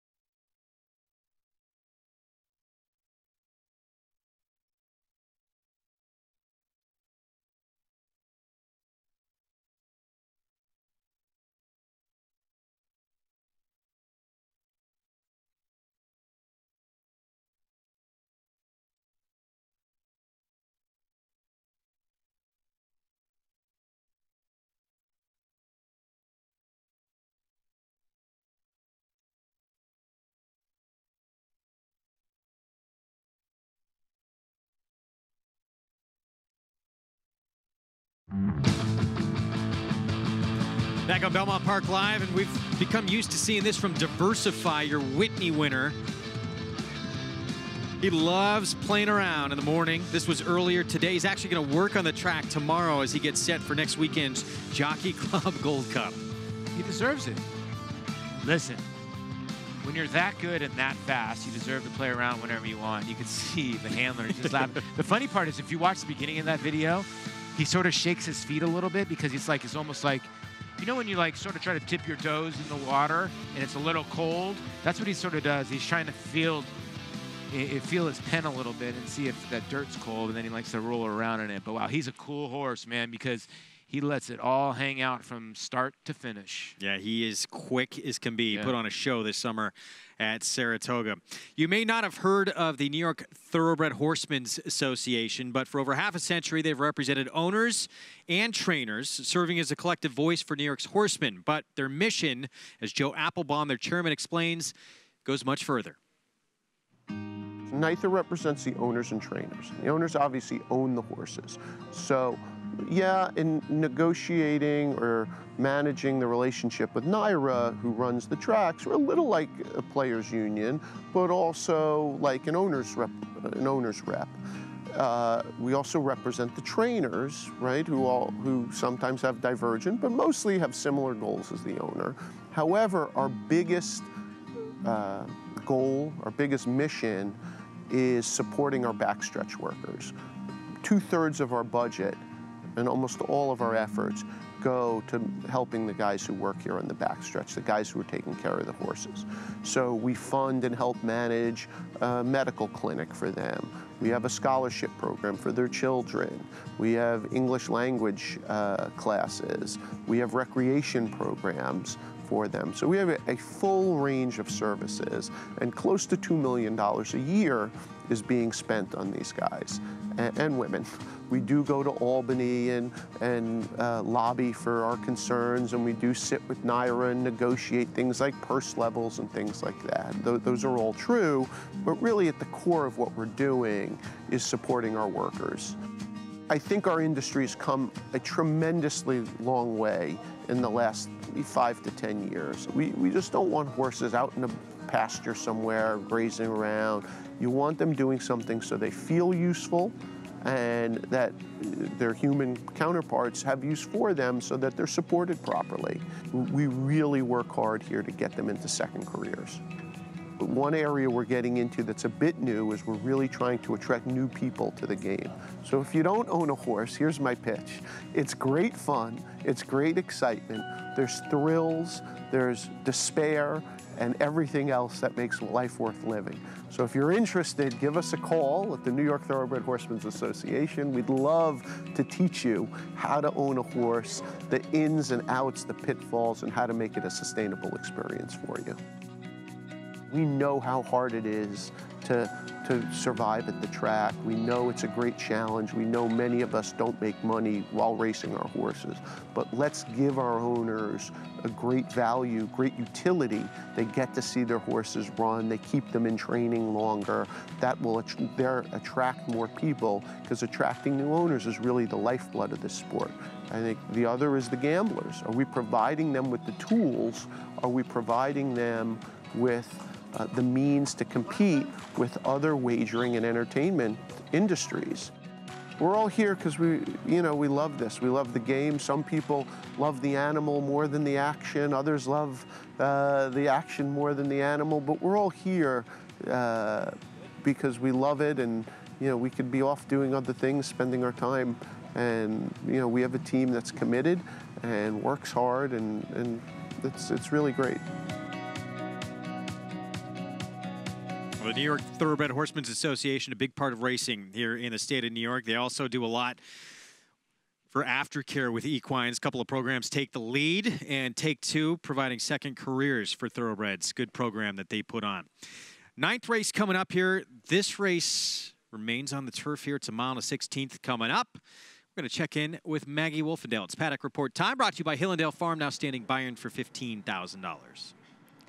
This one's a good one, I think, as far as the races on this card are concerned. A fairly competitive field assembled for this, other than for the 3-year-old fillies, and we're going the mile and a 16th here on a yielding course. And we'll begin with one that is making only her second start here in the States, and that's number 3, Quivery, who comes out of that common August 16th race in which Emmy Performance and Data Dependent were both in.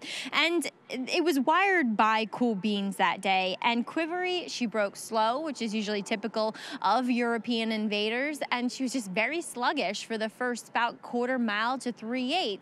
And then she eventually followed Data Dependent, but Data Dependent kind of got a little bit more of a clearer run, and she had to wait for a bit of room. I still like this filly. I want to give her another shot here. I think there's some talent with her, and the fact of the matter is she has won 2 races before in Europe because the purses are so low. That's why she is eligible for this condition here, and I think she learned a bit from that first start in the States. And 2, I wouldn't be surprised if she can handle the going here today. Moving on to number 5, Fast Track Catherine. Speaking of winning multiple races, she is 3 for 7 lifetime with probably the most visually impressive win of any horse coming into this race here last time, albeit against 35 conditional claimers.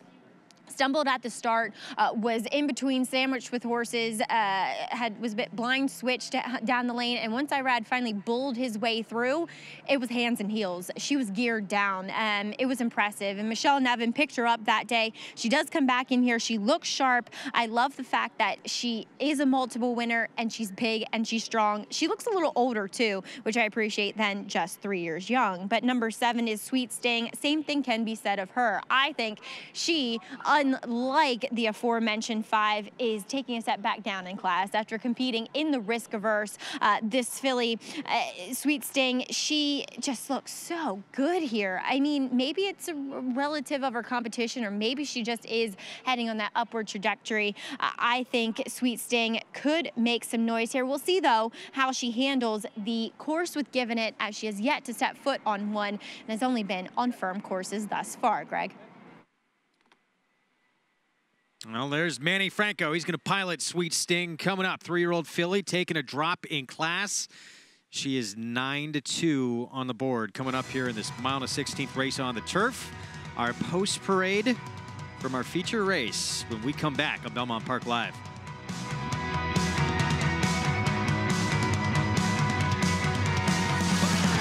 Turning for home in front.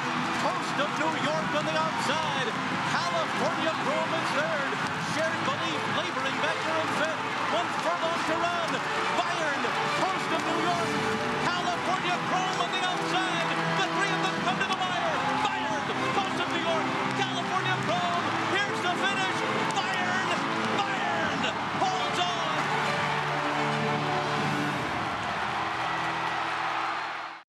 How do New York breds perform? They win in world-class company. From Grade 1 races in Dubai, where New York sired New York bred Mind Your Biscuits won the Golden Shaheen for a second time, to Belmont adding to his status as the richest New York bred with a close second in the Met Mile. The Belmont Festival saw 2 more New York breds become millionaires.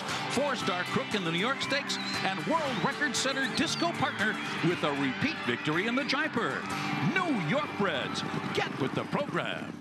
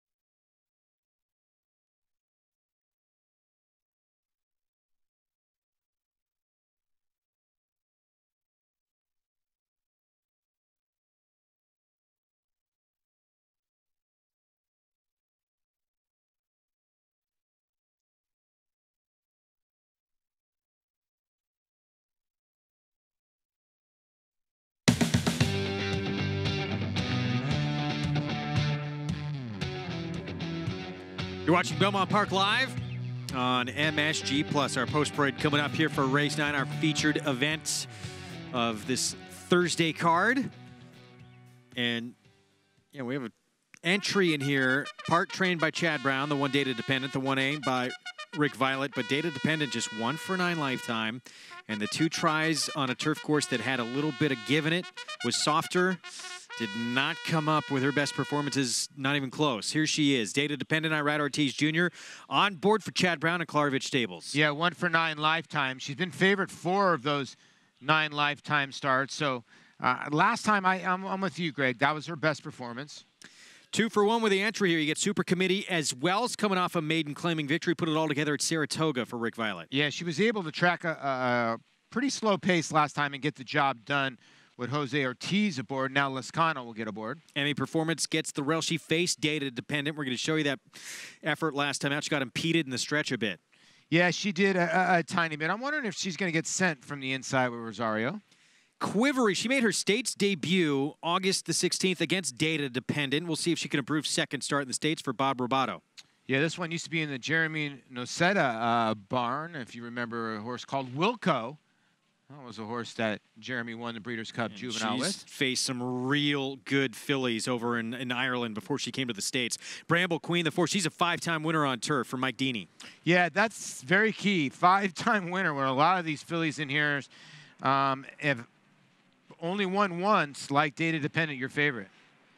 Fast Track Catherine, man, she had a rough trip last time out. She got up to win by more than 3 lengths on a yielding turf at Saratoga. Michelle Nevin. She got the job done there. She got the job done over some synthetic at Turfway Park. She's won at Gulfstream Park, so she can take her track with her. This is a daughter of Bullet Train. We haven't seen many. Your Sweet Sting for Jimmy Jerkins with Manny Franco. What a great pedigree here by the great Damn Perfect Sting, and I think this one's the one to beat, and I think she'll love the soft ground. Her mama did, and I think she's the one that's going to sit in a perfect spot here. Agreeable, trained by Michael Matz. John Velasquez aboard for Augustin Stable. Yeah, this one's taking a little money. I know there's scratches, but 8-1. They paid $425,000 for a reason for this filly. She got the job done. She got a monster pedigree on the bottom side. 8-1 currently. And Cosita Mia at 20-1. She's making her turf debut. 2 sprints on dirt, now stretching out and trying turf. Yeah, maybe she's the speed. She wired a field first time out, going 6.5 furlongs on dirt. And with that outside draw, although she comes in a little bit, maybe she's the one that tries to shake this field gate to wire. Well, the trainer with the filly on the rail, that is Brian Lynch. He is standing by with Maggie Wolfendale. That's right. Always a pleasure to be joined by Brian Lynch. As this one, Emmy Performance, well, obviously, maybe a hunch play because the Emmys were Monday, but also a lovely pedigree and a half to your superstar Oscar Performance. Let's talk about her first, though. Coming out of that race with Cool Beans, in which Cool Beans wired the field that day, Brian. And, I mean, she kind of got stymied down in there. Yeah, I could give her an excuse for her last 2, Maggie. The 1.25 mile race here, I was insistent that Louis take her back off a pedestrian pace, and she just couldn't quicken when they quickened. And then I thought the trip at Saratoga the other day, she got banged around a little, got shuffled back leaving there, and it was probably a lot better race than it looked. So hoping she has a bit of a cleaner trip today, and she likes it here at Belmont. So looking for 1-2 result. Excellent. Well, you had a big 1 result up at Woodbine this past weekend in the Woodbine Mile with Oscar Performance. I mean, it was an emotional win, obviously, after the mishap in the Arlington Million. I mean, just how much did that mean to you, that performance from him? Yeah, I mean, he's a high-profile horse, and especially when they're eased in a big race like that. I mean, the fortunate thing that I had in my favour, that after the Arlington Million, I made it down to the turf course, and as I'm watching him there when they're calling for the ambulance, I could see that he was load-bearing on all of his legs and everything looked fine with him. And I rode the ambulance back with him to the barn, and it took a little while to get there, and I could see on the van he was a bit stressed from the race, but physically he looked fine. So when Dr. Bramlage gave us the okay that he was, he got a clean bill of health and said, put him back in training, well, then I just wasn't frightened of training. So, I said, okay, we've got a bit of catch-up to do here, let's get going. And his last work on the Monday, when I decided to take him there, was such a good work that I just was very, very confident going in there. And my wife was up in Canada at the time, so I said, stay there, I'm going to send you Oscar Performance and run him in the mile. So, I'm sure that, had it not gone my way, I probably would have looked like I had a lot of egg on my face trying to turn a horse back quickly like that after being eased as a favourite in a Arlington Million. But fortunately, the stars lined up, and it worked out the way I hoped it did, and he got to show his class, and it gives us a nice 6 weeks to the Breeders' Cup. So we're very excited about that, and we're lucky to have Heart to Heart too, and hopefully he comes out here in the Shadwell Mile in a few weeks, and hopefully we've got 2 for the Breeders' Cup turf. That's great for the mile. Win and you're in, and you certainly got that with Oscar. It was great to see Erin. She was very, very happy.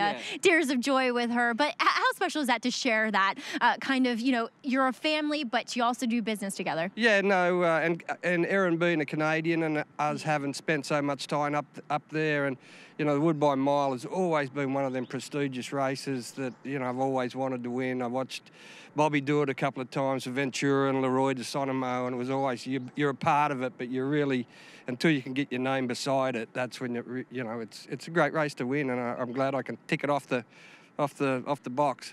Well, it was great to see you in it. Congratulations. Always lovely to catch up with you, Brian. Best of luck here with Emmy. Thanks, Maggie. All right, guys, we'll see if the little sister can get the job done here. Well, she's 5-1 right now with that inside post coming up. And Joelle Rosario was aboard for her only victory. We're going to go back to her last start. She faced Data Dependent and Data Dependent stablemate Altea.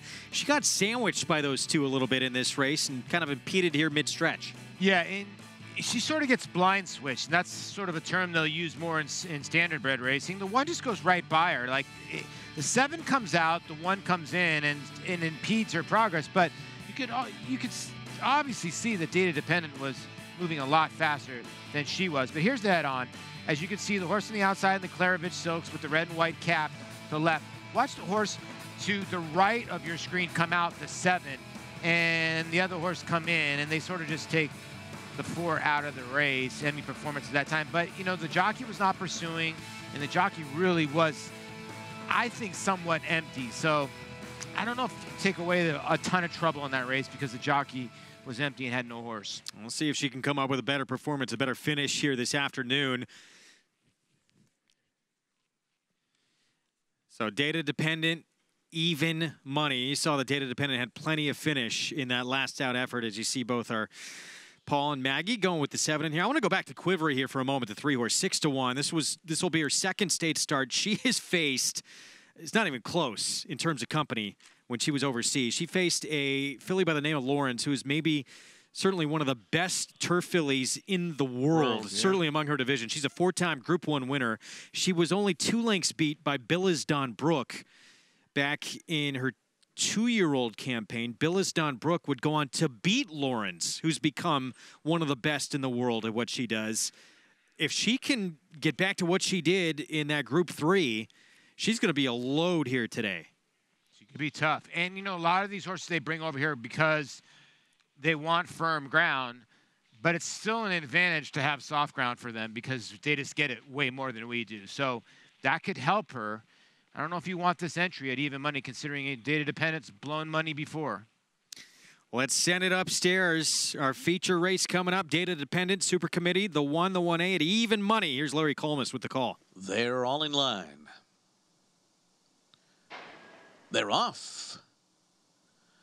Good even beginning here, and it will be Data Dependent to go out to the early lead, but plenty of competition. There goes Cosita Mia now to grab the front. Bramble Queen is close up too, and then it's Agreeable on the outside, followed by Sweet Sting and Fast Track Catherine toward the inside. Quivery is next, and at the back of the field are Super Committee and Emmy Performance. So up the backstretch they go, Cosita Mia grabbing the frontier and on top by 2 lengths up the backstretch from Bramble Queen and Data Dependent. 24.71 the initial quarter mile. Agreeable is next, then Sweet Sting, followed by Fast Track Catherine and Quivery on the outside. Super Committee is racing 7 lengths off the lead right now, and in behind horses, Emmy Performance and Joelle Rosario taking their time early on at the back of the field. So it is Cosita Mia and Joe Bravo on top as they race for the far turn. 50.42 was the half mile over the yielding going. Bramble Queen, Data Dependent, head and head, second and third. Agreeable is fourth on the outside. Then Sweet Sting, Fast Track Catherine down toward the inside. And right there too is Quivery, who's going up 3 wide. Super Committee, Emmy Performance is going to take the overland route, but is beginning to gain as they make their way around the far turn. Cosita Mia, just a narrow lead here. Data Dependent to the outside. Bramble Queen's going to cut the corner. Agreeable is there with Quivery, Fast Track Catherine, Sweet Sting, and Emmy Performance on the far outside. Then Super Committee coming to the final furlong. Data Dependent has taken the lead. A furlong out. Here's Agreeable. Here's Emmy Performance on the far outside. outside. Then Cosit to Mia. Agreeable hits the front to 16th out. Data Dependent battles on from the inside. Emmy Performance is third. It is Agreeable by a length on the wire. Data Dependent was second. Emmy Performance third. And then Fast Track Catherine. 9-1 on Agreeable. Another short price favorite defeated in this NYRA Late Pick 5 sequence. John Velasquez, Michael Matson, Augustin Stable. We talked about this horse's pedigree, and great ride here by Johnny V. He is riding great right now, and he always had the 10 in a striking position. And we talked about the 1 Data Dependent. I looked over at you. I'm like, wow, he's got Data Dependent in a perfect spot. Irad Ortiz Jr.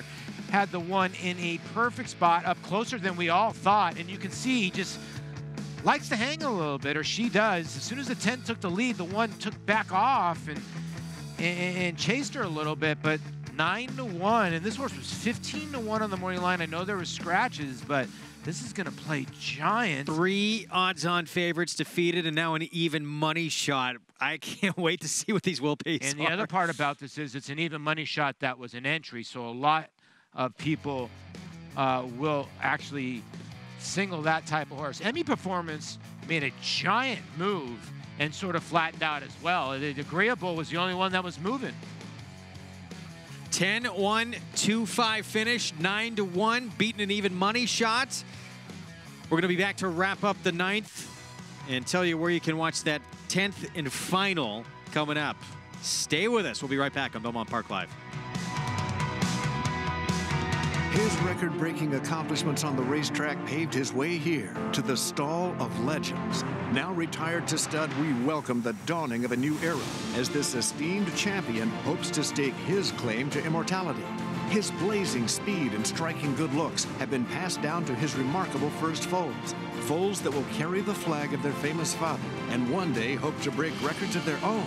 Medication-free and undefeated in sprint competition. Run happy, standing at Claiborne Farm. They're off. Bet the horses anywhere, anytime with NYRA Bets. Rushes out of there to take the lead. It's easy on your computer or NYRA Bets app.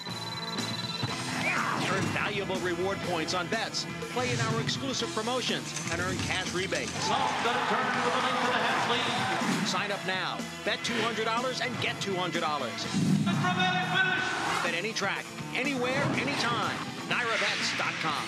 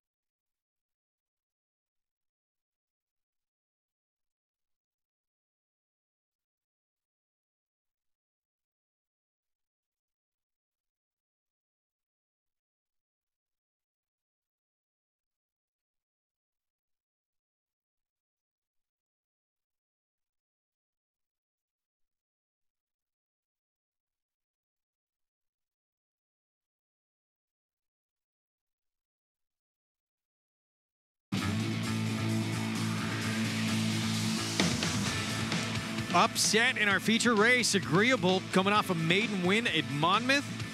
Follows it up with another victory. Michael Matz, John Velasquez, Augustin Stable.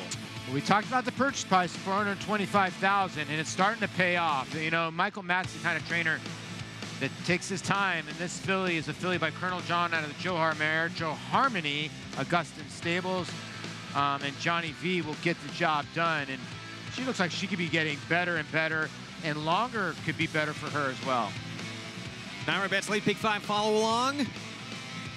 54,700 plus in the pool. 1 leg still to go. You can watch that last race in the NYRA Now Up. The smallest payoff in the NYRA Bets Late Pick 5 is to the morning line favorite, the 6 Hot Mesa, over $5,800. That's where you can watch this finale coming up. We're going to sign off here in just a second, but you can watch that 10th race on the NYRA Now app or NYRA Bets. Is it a hunch play? Every horse in the sequence has been the 6 in the pick 5, but there was no 6 in the last race. So Hot Mesa at 5-1, but a lot of people going for Teresa's boy, including myself, and it could be a sucker bet because Teresa's boy 13 times has been to the post. 0 for 13. I thought the 4 was a little sneaky in this spot. We'll see what happens. Nightcap coming up again. You can watch it on Naira Bets. Hope you enjoyed our show. We're back tomorrow, same time, 4 Eastern time. So we will see you then with more good racing as we lead our way to a monster weekend coming up. Going to have the Cotillion coming up from Parks, Pennsylvania Derby, Gallant Bob, in addition to the Kelso as well here at Belmont Park. So we'll see you at 4 Eastern tomorrow time. First time starter. Upset Sadie Lady getting it done for Arnaud de la Cour. Survived a little inquiry to get that victory. We will see you on Friday. Have a fantastic rest of your evening. And good luck if you're alive in that Naira Bets Late Pick 5. Enjoy the finale on Naira Bets.